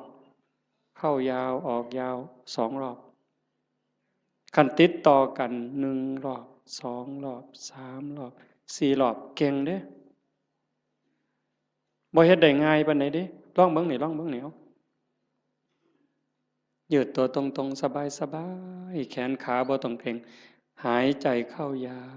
วออกยาวให้มันเห็นหนึ่งรอบถือว่าเก่งแล้วเห็นลมเข้ายาวๆออกยาวๆแบบจิตบ่แป๊บๆบ่ไปทั้งหน้าบ่มาทั้งหลังแต่อยู่กับหม่องจุดลมกระทบหรือสิตามลมไปก็ตามเห็นจังสั่นชัดเจนปั๊บนี่แม่ใหญ่ได้บุญหลายกว่าทอดกฐินเด้อเห็นลมเข้าลมออกรอบเดียวนี่ล่ะหายใจเข้าปั๊บสุดปุ๊บมันหยุดนิดนึงมันออกมายาวปึ๊บหยุดปุ๊บซ้ำนี่ได้หลายกว่าทอดกฐินหนึ่งกองขันมันได้สองรอบล่ะหลายกว่ากฐินสามกองขันมันได้สามรอบหลายกว่ากฐินห้ากองเฮ็ดไปเรื่อยๆความมั่นคงความหนักแน่นความมีเหตุมีผลมันจะเกิดขึ้นมาเลยตมาเห็นแนวนั้นเนี่ยความมั่นคงความบ่ย้านบ่หวั่นบ่เกรงคันมันถึกแล้วคือถึกหลด ตรงนี้มันจะเป็นสมบัติซอยเฮาย่ามเจ็บย่ามไข้ย่ามผิดหวังย่ามสมหวังมันก็จะไหลไปเรื่อยจากการได้ความสงบความร่มเย็นบางสีบ่หาแต่หลายดอกบ่ทันเก่งอีหยังดอกซำนั้นแต่มันจะพัฒนาไปมันจะลุ่มลึกไปโดยลำดับลาดเอียงไปโดยลำดับไม่โกรกชันเหมือนภูเขาขาดพระพุทธเจ้าเพิ่นว่าจังซี่เด้ธรรมะของพระองค์นั้นลุ่มลึกไปโดยลำดับลาดเอียงไปโดยลำดับไม่โกรกชันเหมือนภูเขาขาดมันจะคอยเพิ่มคอยเติมคอยเพิ่มคอยเติมความหนักแน่นความร่มเย็นหลายขึ้นความสุขหลายขึ้นนะยายพระพุทธเจ้าเพิ่นบอกว่านัตถิสันติปรังสุขขังความสุขอื่นยิ่งกว่าความสงบไม่มีบ่มีวันเถียงเด้ความสุขอื่นยิ่งกว่าความสงบบ่มีอันนี้เพียงแค่เฮาสงบกายสงบภายนอกการเฮาอยู่บ้านเสียงโทรทัศน์เสียงหมาเสียงแมวเสียงลูกเสียงหลานเสียงวิทยุเสียงมอเตอร์ไซค์เสียงเด็กน้อยตีกันขากันหายแอวหนหูหนหวยจักหยังตัวหยังเป็นจังไดบัดเฮามาอยู่วัดปุ๊บงัวก็บ่ยากหน้าก็บ่ยากหลานก็บ่ยากลูกก็บ่ยากอยู่แต่เจ้าของเป็นจังไดซ้ำนี่สำบายขึ้นอันนี้ทั้งนอกเด้ถ้าใจเฮาที่มันเคยวุ่นวายเดี๋ยวก็ไปฮักเดี๋ยวก็ไปสร้างเดี๋ยวก็อิจฉาเดี๋ยวก็น้อยใจเดี๋ยวก็ดูหมิ่นดูแค้นผู้อื่นรักโกรธเกลียดกลัวทั้งรักทั้งโกรธทั้งเกลียดทั้งกลัวทั้งย้านมันรบกวนจิตอยู่ตลอดขึ้นลงแต่คันเฮาอยู่กับลมหายใจคือพุทโธปึ๊บหายใจเข้ารู้หายใจออกรู้ปึ๊บเข้าหูออกหูเข้าหูออกหูจิตเริ่มนิ่งลงสงบลงความอิ่มใจมันจะค่อยเกิดเอาไปเอามาพอ3 มื้อ4 มื้อ5 มื้อนั่งอยู่ซื่อๆน้ำตาก็ไหลดิไม่ออกสิเคยหลายคนเวลาตั้งใจเฮ็ดเนี่ยนั่งเถื่อคิดฮอดแม่คิดฮอดพ่อคิดฮอดผู้มีคุณคันเพิ่นยังอยู่ก็อยากให้เพิ่นได้เฮ็ดคิดฮอดเพิ่นอยู่ไสน้อมันเฮ็ดแทนบ่ได้เงินแสนเงินล้านก็ซื้อบ่ได้คันเพิ่นตายแฮงแต่คิดฮอดหลายเบิดเพิ่นเว้ากันบ่ฮู้เรื่องจักอยู่ไสชีวิตเฮาก็ได้มาจากเพิ่นเนาะได้อยู่ได้กินก็ย้อนเพิ่นได้เป็นขู่เป็นคนมาฮอดมื้อนี้ก็ย้อนเพิ่นสิตอบแทนแนวใดคิดไปจังซี่ก็น้ำตาพังยาวเฮ็ดจังได๋บัดนี้สรุปโอ้ยเฮาก็ต้องเฮ็ดดีแล้วบัดนี้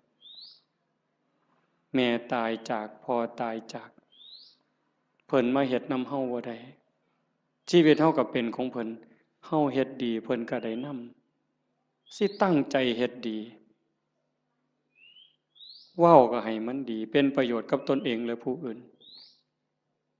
อันใดสิเป็นประโยชน์กับโลกกับสังคมกับประเทศชาติกับศาสนาทุ่มเทโลดพ่อก็สิได้นำแม่ก็สิได้นำคนดีมันเกิดขึ้นบ่นี้โยมพอมันจะได้พิจารณาเองของมันจากนี่ผ่านไปก็เก่งไปน้ำอีกเบิดย่ามีแนวมากระทบตากระทบจิตกระทบกายกระทบใจอีหยังก็แล้วตายมันก็ภาคได้สติขึ้นมาปุ๊บน้ำตาคูอยู่ๆนี่มันหยุดจึกโลดเฮ้ยโง่ไปแล้วอันนี้บ่แม่นแล้วภาคความรู้สึกนั้นออกมาเป็นจังซี่เด้ยกจิตออกมาเลยเป็นผู้เบิ่งโอ้มันเป็นเรื่องธรรมดาตัวเกิดแก่เจ็บตายเป็นธรรมดามันก็สิสอนอีกเจ้าสิมาเสียใจหยังตอนนี้ตั้งแต่ตอนเพิ่นอยู่น้ำเจ้าคือบ่เฮ็ดดีน้ำเพิ่นนอกจากผู้ที่ตายไปแล้วผู้ที่ยังได้เจ้าเฮ็ดดีจังได๋กับเขาอีกเจ้าสิมาห้องให้คิดฮอดแต่ผู้ตายบัดผู้ยังเจ้าบ่เบิ่งเอาเจ้าสิเสียใจอีกที่หลังบ่นี่มันก็จะสอนมาเองเจ้าของนี่สอนเจ้าของเป็นจังซี่ได้ยายจากนั้นตาเห็นมัน หูได้ยินจมูกได้กลิ่นลิ้นได้รสสติมันมาท่านปุ๊บเคยหักมันก็สิตัดจึดออกบ่หักเคยเป็นตาสร้างมันก็สิตัดจึกบ่สร้างนำบ่หักนำบ่สร้างนำบ่ยินดีนำบ่ยินหายนำมันจะอยู่กับมันอย่างเดียวฮอดกินข้าวกินน้ำแซ่บมันก็บ่แซ่บบ่แซ่บมันก็บ่แม่นบ่แซ่บมันหูซื่อๆแล้วก็แล้วด่ากับย่องซ้ำกันบัดเจ้าสิสรรเสริญเจ้าสินินทาสิดูถูกข่อยก็ซ้ำเก่ามันเข้าใจอ่ะนี่คือการยกจิตเด้อโยมบ่แม่นเฮาสิมาเอาบุญซื่อๆเด้ครูบาคือกันเด้บวชเอาบุญน่ะมันเป็นเรื่องเด็กน้อยนี่ไงเว้าหมู่เจ้านำนะซะบัดนี้อันพากันมาวัดมาว่ามาฟังเทศน์ฟังธรรมขี่รถไปฟังเทศน์บ้านนั้นบ้านนี้ไปเพี้ยนบ้านนั้นบ้านนี้ไปทำวัดเช้าวัดเย็นน้ำวัดน้ำครูบาอาจารย์ไปเอาบุญน่ะเด็กน้อยเศร้าเล่นเฮือนน้อยได้บ่เดี๋ยวนี้ฮะเรื่องเอาบุญนั้นเป็นเรื่องเด็กน้อยซะแล้วแต่ก็จำเป็นเด้เด็กน้อยมันต้องเอาขนมอ้อยเด้เอาไข่เค็มอ้อยเด้เอาบักขามอ้อยก็เอาเด้แต่ว่าเฮาก็ต้องใหญ่ขึ้นมานำจากการไปวัดไปว่าเพื่อเอาบุญให้เป็นการศึกษาเรียนรู้ธรรมพัฒนาเจ้าของยกระดับจิตเจ้าของกายนี่ยกบ่ได้แล้วล่ะนี่แต่สิสุดไปสุดไปสุดไปจักมือก็สิดับถิ่มไปล่ะใจนี่ตัวมันบ่ตายนี่ยกใจให้มันสูงก่อนตายนี่แม่แบบว่าเขาด่าบ่เครียดนี่เฮ็ดง่ายบ่ยายเขารักของบ่เสียดายนี่เฮ็ดง่ายบ่ยากเด้คันเฮาบ่ฝึกมื้อนี้สิไปฝึกมื้อใดบัดจังว่าวัดมาว่ามาปฏิบัติคือการมาฝึกเจ้าของยกใจเจ้าของอย่าให้มันไปยินดียินหายอย่ายินดีในเวลากระทบกับอารมณ์ที่น่ายินดีอย่ายินร้ายในอารมณ์ที่น่ายินร้ายมันเฮ็ดบ่ทันใดมื้อนี้ก็เพียรมันฝึกมันฝนมันประพฤติปฏิบัติเฮ็ดเอาคันเฮาเข้าใจแล้วมันจะหูทางเฮ็ดอยู่เด้มื้อเช้าอาตมาบอกโยมวัดโน่นกุลมว่าจากมื้อนี้ไปนี่ให้หาข้อบกพร่องเจ้าของทุกคนหาจุดอ่อนเจ้าของคิดพอปั๊บเขียนใส่กระดาษหน่อยไว้รถนี่เฮามีจุดอ่อนบนนี้ขี้น้อยใจขี้โกรธคือมักย่องเจ้าของว่าเจ้าของดีกว่าเขาหลายเห็นให้มันเห็นด้วยใจเข้าใจเจ้าของเบิ่งเจ้าของให้มันคักเห็นจุดอ่อนแล้วก็แก้นั่นล่ะย่อสิดีขึ้นดีขึ้นดีขึ้นดีขึ้นให้หักผู้อื่นสงสารผู้อื่นเห็นใจผู้อื่นให้หลายขึ้นโอ้มันได้ขอคิดหลายอยู่ดิเบิ่งหนังพระพุทธเจ้าโยมเพิ่นเอาไปให้เบิ่งอาตมาก็ได้เบิ่งข้าวนึงเพิ่นคือดีแท้มองนี่มองประเสริฐหลายสิว่าเครียดให้คนนี่ตั้งแต่เกิดมาเราสิบ่มีจักเม็ดเลยนั่นคือน้ำใจที่เพิ่นฝึกฝนมา20อสงไขยกำไรแสนมหากัปจนลงตัวชาติสุดท้ายนี่ไผสิเฮ็ดหยังก็บ่มีเครียดบ่มีขมบ่มีโกรธบ่มีบ่พอใจบ่มีหงุดหงิดมีแต่เมตตามีแต่เห็นใจโยมก็มีคือกันสภาพจิตนี่แต่มันบ่ทันใหญ่มันบ่ทันเจริญฝึกมันเลี้ยงใจตัวนี้มันใหญ่ขึ้นคันเฮาอยากเป็นคือเพิ่นเด้คันเฮาอยากเป็นคือพระพุทธเจ้าอยากให้พุทธะเกิดขึ้นกับเฮาทุกคนเป็นพุทธะได้เป็นม่านได้ไม่ใหญ่ก็เป็นม่านได้เป็นม่านเจ้าของเป็นพุทธะก็ได้เจ้าสิเลี้ยงหยังในใจเจ้าให้มันใหญ่ให้อภัยให้ไวที่สุด มื่อวานนี่อาตมาตั้งแต่วันที่12เมิดวัดยึดโทรศัพท์ปิดเข้ากองเก็บเข้าห้องใหญ่ปิดประตูล็อกกุญแจเลยแต่อาตมาย่านบ่แน่นอนก็เลยเอามาโทรตอนแรงๆโทรถามโยมคันนี่ว่าเป็นอีหยังเฮ็ดจังไดกันแน่มันนี่มันโยมทั้งกรุงเทพโทรมาคุยกันเพิ่นก็ว่ามีเรื่องบางอย่างที่บ่พอใจกันอาตมาก็เลยว่าคันท่าคิดว่าเป็นลูกศิษย์พระพุทธเจ้าก็อย่าเครียดคันให้อภัยเป็นลูกศิษย์พระพุทธเจ้าถ้าผูกโกรธเป็นลูกศิษย์พญามารโว้ยบ่เอาแล้วแนวนี้เว้ยว่าโยมลงเป็นลูกศิษย์พระพุทธเจ้าเพิ่นว่าเอ้าเจ้าเป็นลูกศิษย์พระพุทธเจ้าเจ้าก็อย่าไปเครียดติล่ะเศร้าเครียดติล่ะบ่แม่นผู้ใดให้เจ้าเป็นได้เจ้าเป็นเองแน่นั่นว่าโอ้ยถ้าอย่างนั้นโยมไม่โกรธแล้วเพิ่นว่าถ้าโกรธถ้าแค้นถ้าอาฆาตก็เป็นลูกศิษย์พระเทวทัตหลุดแล้วเจ้าเอาวะล่ะเลยพระเทวทัตไปฮอดลูกศิษย์พญามารพุ่นแต่ขันหูจักให้อภัยผู้อื่นสงสารเมตตาผู้อื่นให้โอกาสผู้อื่นเป็นลูกศิษย์พระพุทธเจ้าพุทธังสรณังคัจฉามิเพิ่นว่าเด้ไม่ไงว่าอยู่บ่พุทธังสรณังคัจฉามิเพิ่นว่าเด้ธัมมังสรณังคัจฉามิสังฆังสรณังคัจฉามิ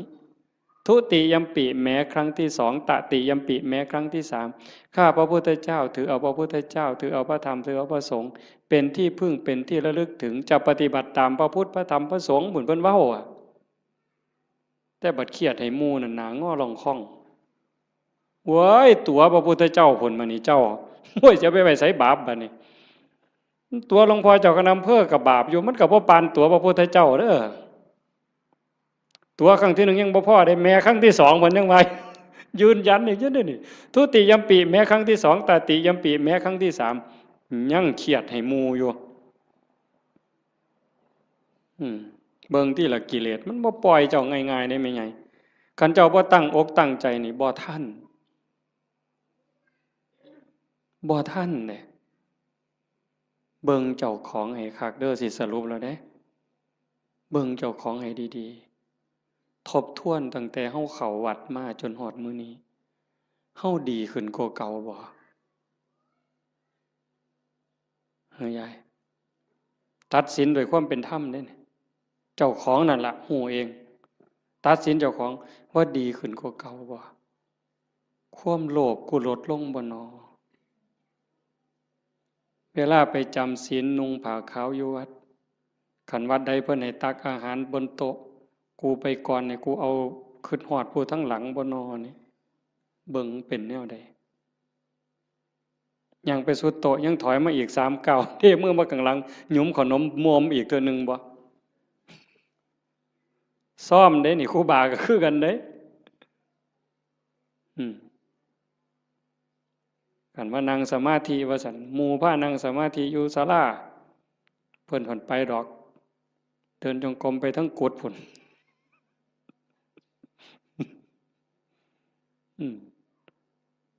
ย่ามปฏิบัติธรรมงานปริวาสคือกันย่ามหมู่เดินจงกรมเป็นแถวเพิ่นก็ไปดอกทำท่าไปห้องน้ำฉลาดได้กิเลสผู้ใดสอนมันเจ้าวะมันหูจักเอาโตรอดคอรอแค่แลแก้โตนี่ไว้ปานเกียร์จักผู้ใดสอนมันปานนั่นได้มันนี่ให้กว่าน้ำยังวะถิ่มกับตาลงน้ำจากมันเข่าตาใดตัวตาใดแล้วหมู่เจ้านี่คือกันขันร้องเฮ็ดหยังผิดหมู่เหลียวเบิ่งนี่เพิ่นแก้ตัวปั๊บโลกดอกนั่งฟังเทศน์ตอดเงาเงึกหมู่เหลียวเบิ่งเพิ่นทำท่าเกาหัวเสยเพิ่นนี่บ่ได้ว่าเจ้าของเงานอนจักเม็ดได้หั่นมันฉลาดปานนั้นจักผู้ใดบอกมันหยังวะ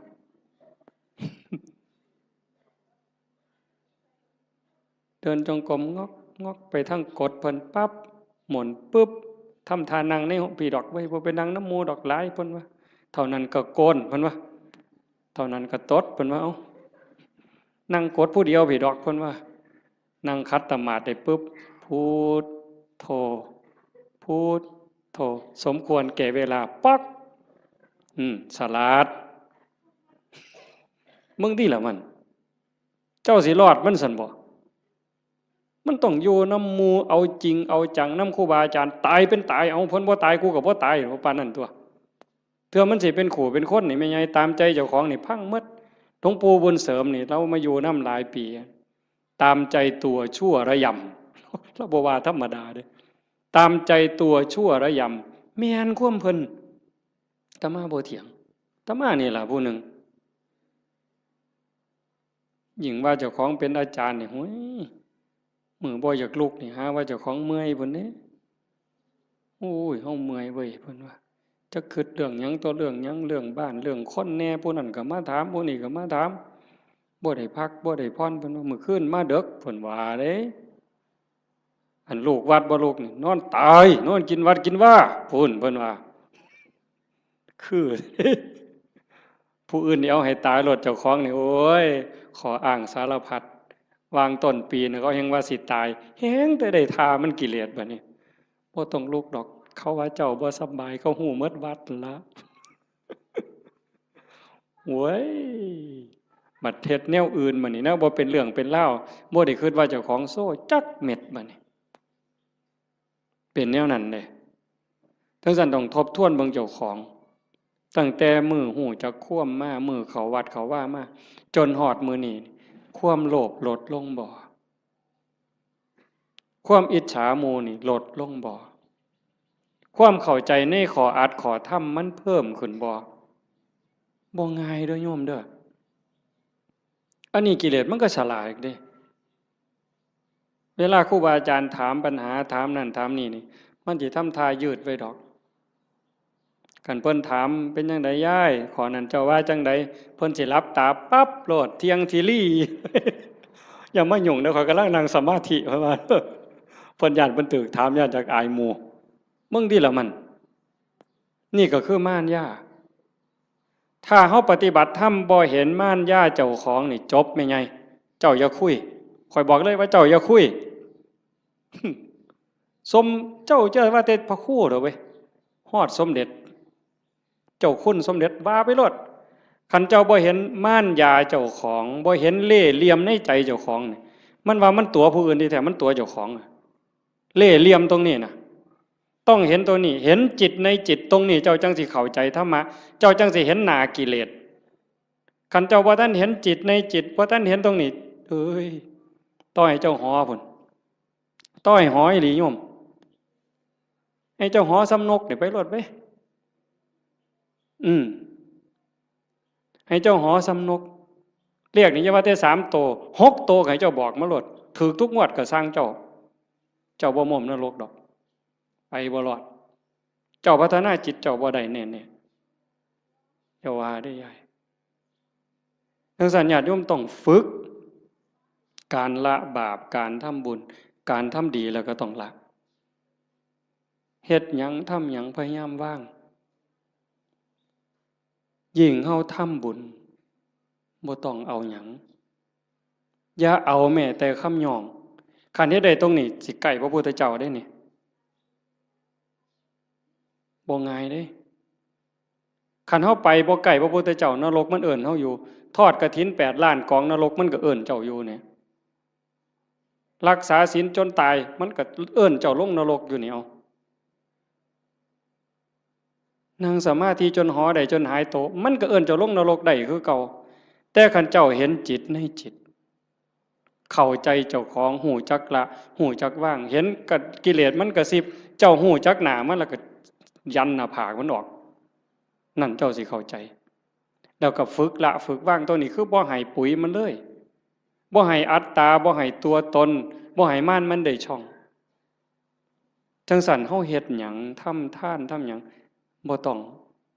มีสื่อมีเสียงดีที่สุดตัวนี้มันสิยกเจ้าขึ้นไปสู่อริยมรรคไปเลยสู่อริยมรรคอริยผลแต่ขันยังยากน้ำสื่อน้ำเสียงอยู่นี่ว้ายว่าออกบุญกฐินเด้อว่าตามสมควรหรือตามกำลังก็แล้วแต่ออกมาออกแล้วไปนั่งอยู่เฮือนเงี่ยงหูหน่อยฟังย่ำไอ้กำนันสิอ่านสื่อกูหนอตอนกำนันอ่านสื่อเจ้าของล่ะไปฆ่าอาบน้ำบ่ได้ยิน ออกมาแต่อาบน้ำโอ้เศร้าอ่านอีก2 คนเมิดเว้ยบ่มีชื่อกูว่ะไทไหนมาฮอดกำนันคือบ่อ่านให้ข่อยแน่ล่ะเพิ่นว่าตายได้นั่นน่ะขาดทุนโยมสุบินนี่ไปออกวิทยุคือกันแล้วคือบ่มีชื่อข่อยแน่ล่ะยายเพิ่นสิว่าจักมื้อ บ่ได้โยมขาดทุนตอนนั้นเด้อตอนนั้นขาดทุนเฮ็ดแล้วล่ะก็ปล่อยไว้ลองเบิ่งเพิ่นสิอ่านก็เรื่องของเพิ่นบ่อ่านก็เรื่องของเพิ่นแต่กิเลสมันก็มักย่องเด้นี่คันได้ถูกอ่านชื่อจักหน่อยแล้วโอ้ยหน้าใครอึ้งลึงกันรถเข้าเฮือนก็บ่ได้มันคาประตูมันใหญ่หลายอืมฝึกใหม่ใหม่ๆมันก็สิเป็นเสียดายอยู่ดอกคันเพิ่นย่องแล้วส่งมีแห้งแต่คันดูเขาเฮ็ดแล้วก็แล้วไปเฮ็ดแล้วก็แล้วไปหน่อยก็ตามหลายก็ตามเฮ็ดด้วยใจด้วยความศรัทธาจริงๆอุบายของการให้ท่านเป็นอุบายเอาชนะความเห็นแก่ตัวเอาชนะความขี้ทีเท่านั้นเด้เรื่องสวรรค์น่ะเป็นแนวล่อซื่อๆเด้พุทธศาสนาแท้ๆนั่นการให้ท่านเป็นอุบายเอาชนะความขี้ทีเอาชนะความเห็นแก่ตัวคันเฮาสละได้นั่นมันเป็นจาคะคันเฮาอยากได้ซื่อๆอยากให้เขาย่องอยากมีซื่อติดน้ำนั่นน้ำนี่อันนั่นมันเพียงแค่ให้ทานยายเฮ็ดนั่นเฮ็ดนี่อยากให้เพิ่นย่องอยากให้เพิ่นประกาศติดซื่อไว้ให้คนได้ฮู้ได้เห็นมันก็ดีระดับหนึ่งแต่มันเพียงแค่ให้ทานมันบ่ทันฮอดจาคะจาคะนี่สลัดออกบ่เอามาได้เอาออกเอาไปแล้วอย่ามาเฮ็ดหยังบ่เอาแม้กระทั่งคำย่องคำย่อนั่นมันสิได้เป่านิพพานเป็นของให้เปล่าบ่ได้ซื้อเพราะสลึงอันนี้เว้าน้ำก้นหลวงปู่เด้นิพพานเป็นของให้เปล่าพระอริยเจ้าตั้งแต่โสดาบันสกิทาคานาคาก็เป็นของให้เปล่าบ่ได้ซื้อเพราะสลึงแต่อาศัยการฝึกการฝนการบ่มจิตบ่มใจจังซั่นให้ฝึกมันบ่ทันล่ะยายเคยมีคนไปถามพระพุทธเจ้านี่แล้วว่าแก่แล้วเฒ่าแล้ว120 ปีบ่2เฒ่าอันเคยได้ยินตัว2เฒ่าน่ะ120 ปีหัวสั่นงอกงอกงอกงอกงอกไปกราบพระพุทธเจ้าโอ้ยตะกี้มั่วประมาทหลายว่าซั่นตอนนี้เฒ่าแล้วจักสิตายมื้อใดเฮ็ดจังไดจังสิได้บุญหลายว่าซั่นมันจังสิได้ทัน120 ปีเนาะมันสิเลยจักมื้อเจ้าว่าบ่ทันได้เฮ็ดบุญจักหน่อยหรือเฮ็ดจังไดมันยังสิทันมันยังสิได้หลายที่สุดพระพุทธเจ้าว่านั่งอยู่ซื่อๆบ่ต้องไปเฮ็ดหยังดอกคันจะไปทอดกฐินทอดผ้าป่าก็บ่ทันหมู่ดอกเธอจะไปหาผ้ากฐินนั่นตายซ้ำบ่ได้ทอดดอกสิไปหุงข้าวใส่บาตรที่บ่ดีดังไฟบ่ทันแล้วตายแล้วเจ้า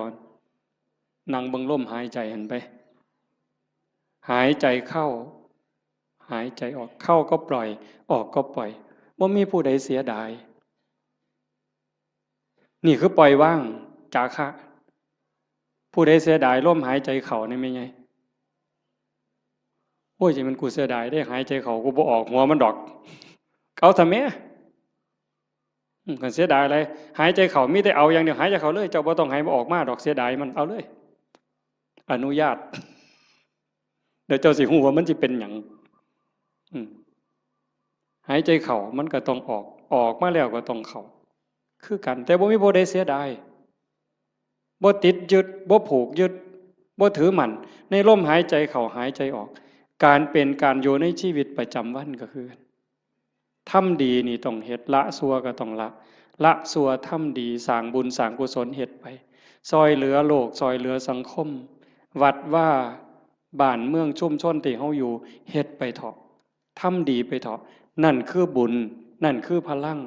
นั่นคือสมบัติที่สิทรงจิตวิญญาณไปสู่ที่ดีที่งามมีสุคติสวรรค์เป็นต้น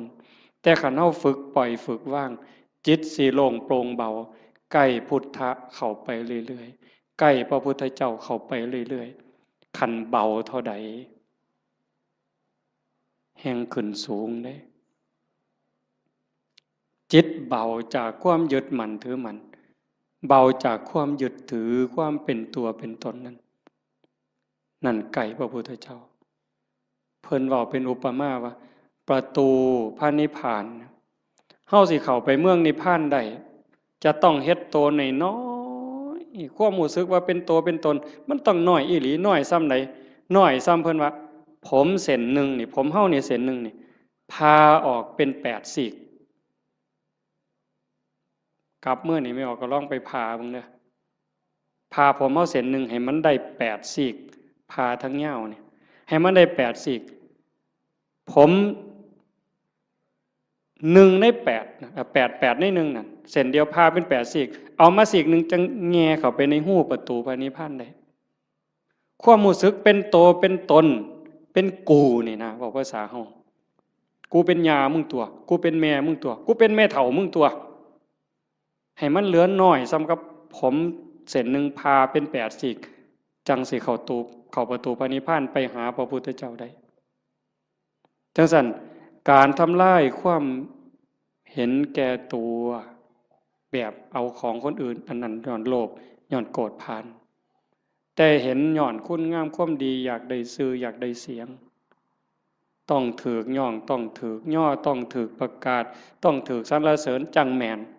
อันนั้นก็ได้ไปแค่สวรรค์ได้แค่ท่านแต่บ่ทันฮอดจาคะคันสลัดออกบ่ต้องมีก็ได้ชื่อบ่ต้องย่องก็ได้แต่ว่าข่อยสำบายใจ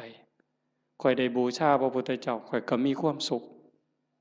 ข่อยก็ได้เป็นสมบัติยิ่งให้ออกไปเท่าใดก็คือกับทมน้ำลายเพิ่นเปรียบจังซี่คือกับทมน้ำลายบ่เสียดายพระเจ้ามหากัปปินะพระเจ้ามหากัปปินะเป็นพระเจ้าแผ่นดินจ้างคนเด้ทุกมื้อจ้างทหารนี่ออกประตูเมือง4ทิศตะเว้นออกตะเว้นตกเหนือใต้เพื่อไปสืบข่าวพระพุทธพระธรรมพระสงฆ์เป็นเวลา40กว่าปีแต่อาตมาจำบ่ผิด40กว่าปีบ่ได้ยินข่าวนี่แต่ก็เสียมื้อละหมื่นเนี่ยจ้างคนบัดมื้อนึงเพิ่นไปประพาสป่าไปชมสวนนี่ล่ะคันแม่นหมอลำก็ได้พระเจ้าแผ่นดินไปชมสวนดอกไม้เห็นพ่อค้ากลุ่มหนึ่งมานั่งพักอยู่ท่าทางคือเมื่อยเพิ่นก็เลยไปถามหมู่เจ้ามาแต่ไสมาจากไสมาจากสาวัตถีคือราชคฤห์นี่แหละมีข่าวดีหยังมาบอกบ่มีหยังดอกเพิ่นว่าฮู้แต่ว่าตอนนี้พระพุทธเจ้าเกิดขึ้นแล้วสลบเลยฟื้นขึ้นมาไหมมีหยังอีกเนี่ยพระธรรมสลบฟื้นขึ้นมาอีกนอกจากพระพุทธพระธรรมแล้วมีหยังอีกพระสงฆ์สลบเฮ็ดจังไดบัดนี้ให้เลขานั่นเขียนหนังสือทันทีเฮาสิสละบวชขอให้พระนางอโนชาพระราชินีนี่ครองราชสมบัติจากเฮาต่อไปเลยเฮาจะบวชแล้วบ่กลับอีกแล้วแล้วก็มอบรางวัลให้กับพ่อค้ากลุ่มนี้300,000 300,000กหาปณะข้าบอกว่าพระพุทธเจ้าเกิดขึ้น100,000พระธรรม100,000พระสงฆ์100,000ให้เอาไปเลยแล้วครองราชเลยจากนั้นก็ไปเลยออกบวชพวกพ่อค้าเนี่ยมันก็ดีที่บัดนี้เนาะบ่ได้เฮ็ดหยังภาษาเอามาเว้าซื่อๆซ้ำนี่เว้ยได้300,000ถือศาลนี่ไปแจ้งกับพระนางอโนชาเขาก็ว่าเป็นบ้าเป็นหยังจังสิได้หลายปานนั้นเว้าให้ฟังเบิ่งเขาบอกเพิ่นพระเจ้าแผ่นดินไปบวชแล้วเพิ่นได้ยินจังซี่เพิ่นก็เลยสร้างมาแนวนี้พระพุทธเจ้าพระธรรมพระสงฆ์พระนางอโนชามีความรู้สึกว่าเป็นหยังคือให้หน่อยแท้มันเป็นข่าวประเสริฐปานนี้พระนางอโนชาเพิ่มให้พระพุทธ300,000พระธรรม300,000พระสงฆ์300,000เป็นเท่าใด1,200,000มีไง1,200,000เนี่ยมาแจ้งข่าวพระพุทธพระธรรมพระสงฆ์ซื่อๆแล้วก็ถามว่าพระเจ้าแผ่นดินไปไสเพิ่นออกบวชแล้วไปหาพระพุทธเจ้าแล้วเพิ่นบอกให้พระราชินีนี่ครองราชย์นี่อ่านหนังสือให้ฟังพระนางอโนชามีความรู้สึกว่าเรื่องอีหยัง ราชสมบัติทั้งหมดนี่คือกับน้ำลายที่พระเจ้ามหากัปปินะทมถิ่มลงกลางดินเรื่องยังเขาจะไปดูดเอาน้ำลายมากินใครเม่นเฮาเนี่ยมันบ่เป็นแนวนั้นเด้แต่บุญบ่พอนั่นคือบุญเปิ้นพร้อมบุญพ่อแล้วเข้าใจในเงื่อนไขของชีวิตเข้าใจเงื่อนไขของวัฏสงสารแล้วความจริงของโลกของธรรมแล้วพระนางอโนมามีความรู้สึกว่าราชสมบัติอำนาจทั้งหมดคือกับน้ำลายที่พระเจ้ากับพระเจ้ามหากัปปินะทมถิ่มแล้วเรื่องยังเฮาสิไปดูดมากืนกินเฮาก็สิบวชคือกันออกบวชคือกันตอนเพิ่นไปเฝ้าพระพุทธเจ้าเพิ่นบอกอัศจรรย์อัศจรรย์ไปพ่อแม่น้ำพระเจ้าแผ่นดินไปก่อนไปพ่อแม่น้ำบ่มีแพบ่มีเหือเฮ็ดจังได๋อ้างคุณพระพุทธเจ้าด้วยสัจจะที่ไปเฝ้าพระพุทธเจ้าออกบวชด้วยศรัทธานี่ขอให้สายน้ำนี่อย่าสะเป็นคือน้ำให้น้ำเป็นคือหินขี่ม้าเหยียบน้ำไปคือเหยียบหินนี่แก๊บแก๊บแก๊บแก๊บแก๊บแก๊บบ่เปียกบ่หยังเลยสายที่สองคือกันสายที่สามคือกันสายพานแม่น้ำสามสายไปได้มาพันคนมาพันตัวคนพันคนพระนางอนุมาตามไปพวกผู้ชายไปก่อนได้ฟังธรรมก่อนบรรลุธรรมก่อนพระ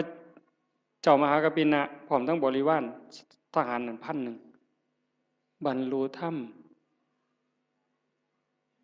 พวกพระราชินีตามไปสาราราชสมบัติตามไปคือกันไปเจอน้ำกับคนฉลาดพระเจ้าแผ่นดินเพิ่นไปได้แนวใดบ่มีเรือบ่มีแพ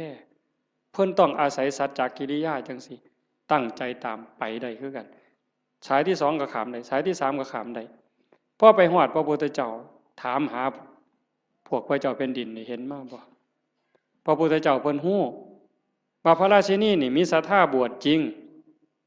แต่เมียทหารที่ตามมาอีก1,000คนน่ะมันบ่ได้ศรัทธามาบวชเด้นำมาเอาผัวซื่อๆได้ซุ่มนั้นสินำมาเอาผัวหลบไป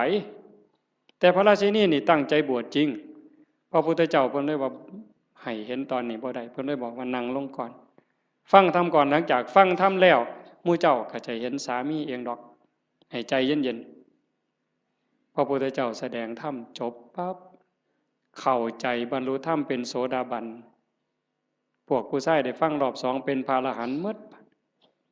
ความอยากได้ผัวลบไปมันหมดแล้วบวชเป็นภิกษุณีนำกันต่อพุ่นเด้จังสั่นเฮาสิเฮ็ดหยังทำหยังก็คือกันเด้อโยมเด้อลองทดสอบเบิ่ง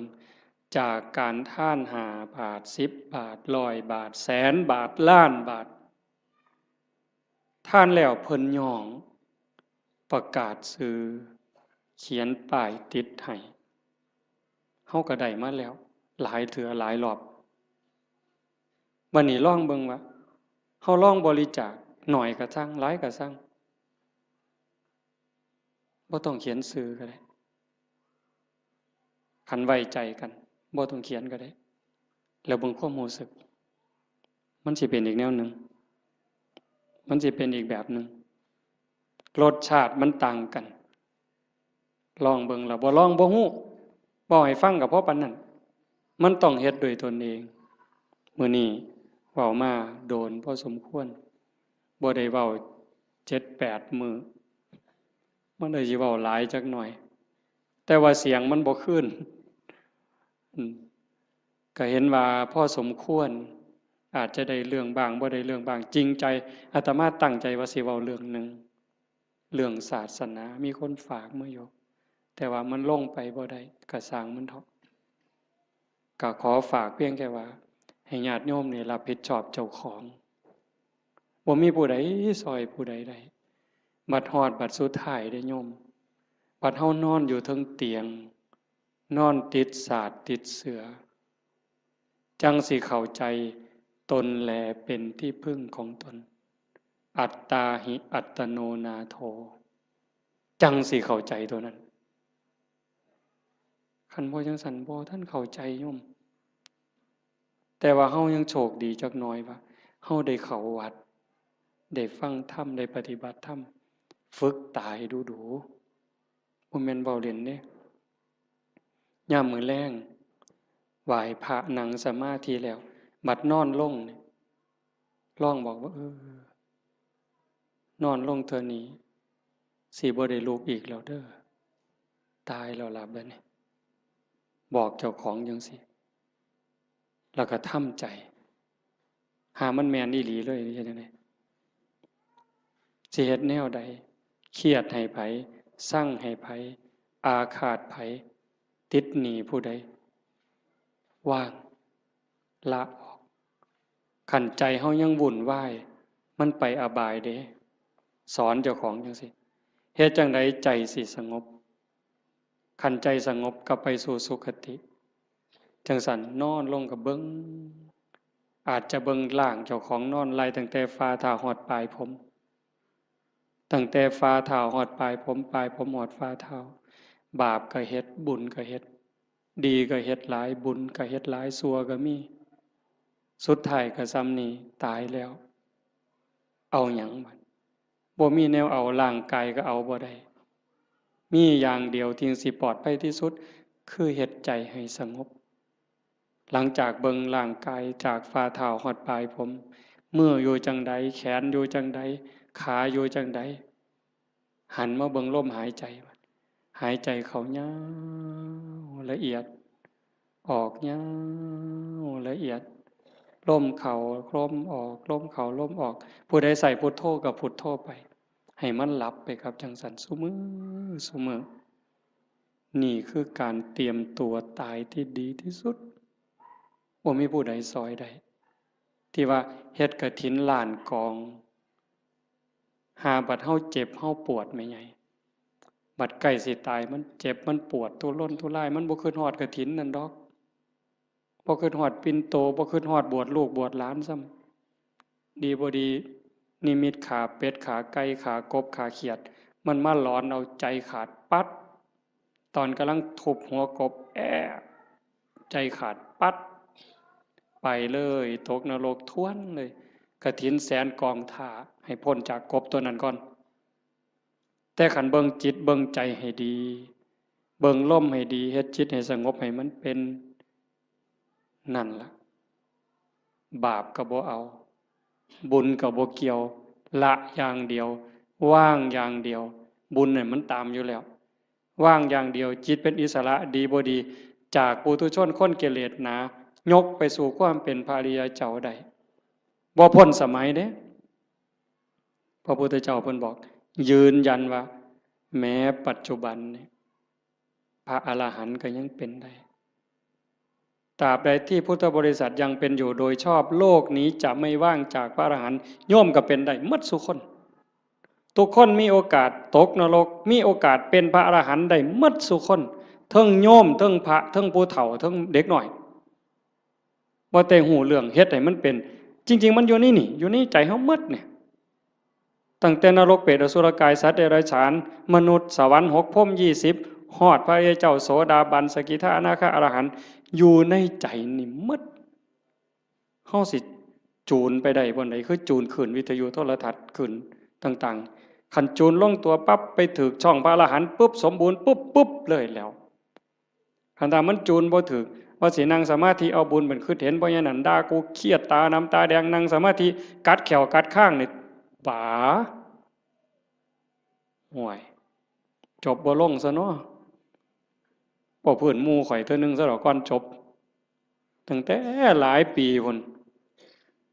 ไปปฏิบัติธรรมนำกันอยู่วัดผิดบ้านแก่งนั่งสมาธิชั่วโมงกว่าว่าแต่แม่นเป็นหยังเว้ยต่างคนก็ต่างนั่งไปนำกันหลายองค์ในปีนั้นตั้งแต่ปี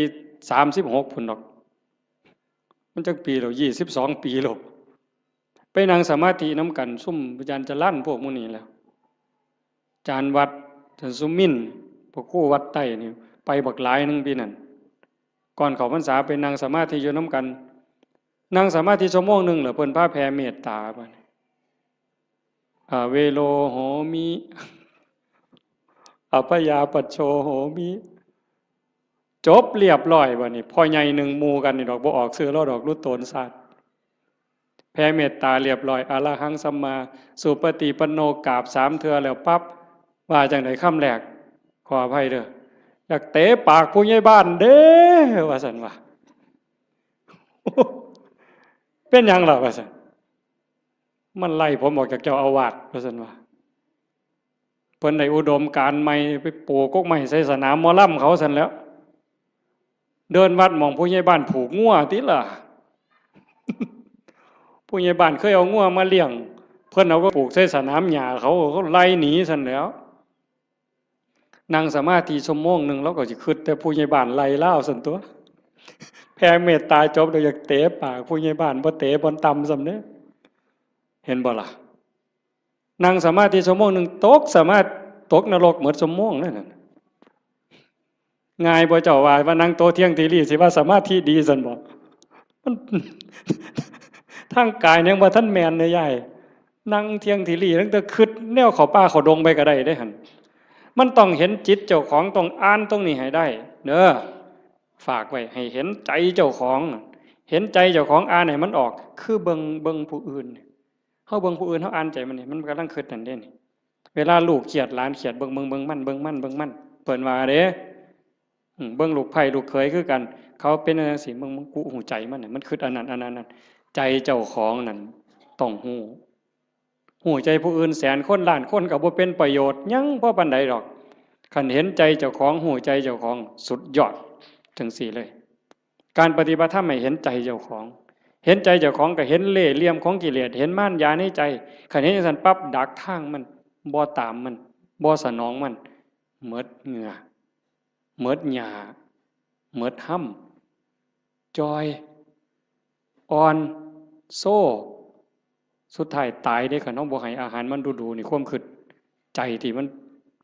เห็นมันดูๆเขาหักเหลี่ยมมันดูๆเขาบ่ตามใจมันดูๆเขาจักหน่อยก็อ่อนกะลาคุณธรรมอ้วนขึ้นความเป็นพระอ้วนขึ้นในไม่ออกนี่แหละไม่ออกเป็นพระความเป็นพระความเป็นผู้ดีมีศีลมีธรรมสูงขึ้นอ้วนขึ้นอ้าวจบอีหลีแล้วล่ะบัดนี้บ่าย3กับ1นาทีแล้วขออนุโมทนาสาธุกับญาติโยมทุกคนทุกท่านพร้อมทั้งคณะสงฆ์ครูบาอาจารย์พระเดชพระคุณหลวงพ่อเจ้าคณะอำเภอโพนทรายเจ้าคณะตำบลท่าหาดยาวตำบลศรีสว่างด้วยเนาะทางฝ่ายญาติโยมก็มีโยมกำนันเป็นประมุขเป็นประธานญาติโยมผู้เฒ่าผู้แก่ทุกท่านที่มาร่วมฟังธรรมในวันนี้ก็ขอรัตนาอ้างอิงอำนาจแห่งคุณพระศรีรัตนตรัยคุณของพระพุทธเจ้าพระธรรมพระสงฆ์และอำนาจแห่งบุญกุศลคุณงามความดีที่มีทั้งหมดทั้งมวลในสากลและจักรวาลจงหลอมรวมเป็นตบะเป็นเดชะเป็นพลวปัจจัยอำนวยหนุนส่งให้ท่านทั้งหลายจงเป็นผู้แกล้วกล้าอาจหาญร่าเริงในการสร้างบุญสร้างกุศลสร้างคุณงามความดีให้ยิ่งขึ้นไปให้เป็นผู้เจริญงอกงามในจตุรพิทพรชัยคืออายุวันนะสุขภละปฏิภาณธรรมสารสมบัติให้เป็นผู้มีสัมมาทิฏฐิมีโอกาสประพฤติธรรมปฏิบัติธรรมให้ได้เข้าถึงธรรมที่ยังไม่เข้าถึงได้รู้แจ้งธรรมที่ไม่ทันได้รู้แจ้งจนสามารถนำตนให้พ้นทุกข์ได้มีความสุขกายสุขใจปรารถนาสิ่งหนึ่งประการใดหากเป็นไปโดยชอบประกอบด้วยธรรมแล้วก็ขอให้ความหวังความปรารถนานั้นจงสำเร็จทุกประการโดยทั่วกันทุกท่านทุกคนทุกรูปทุกนามเทอญ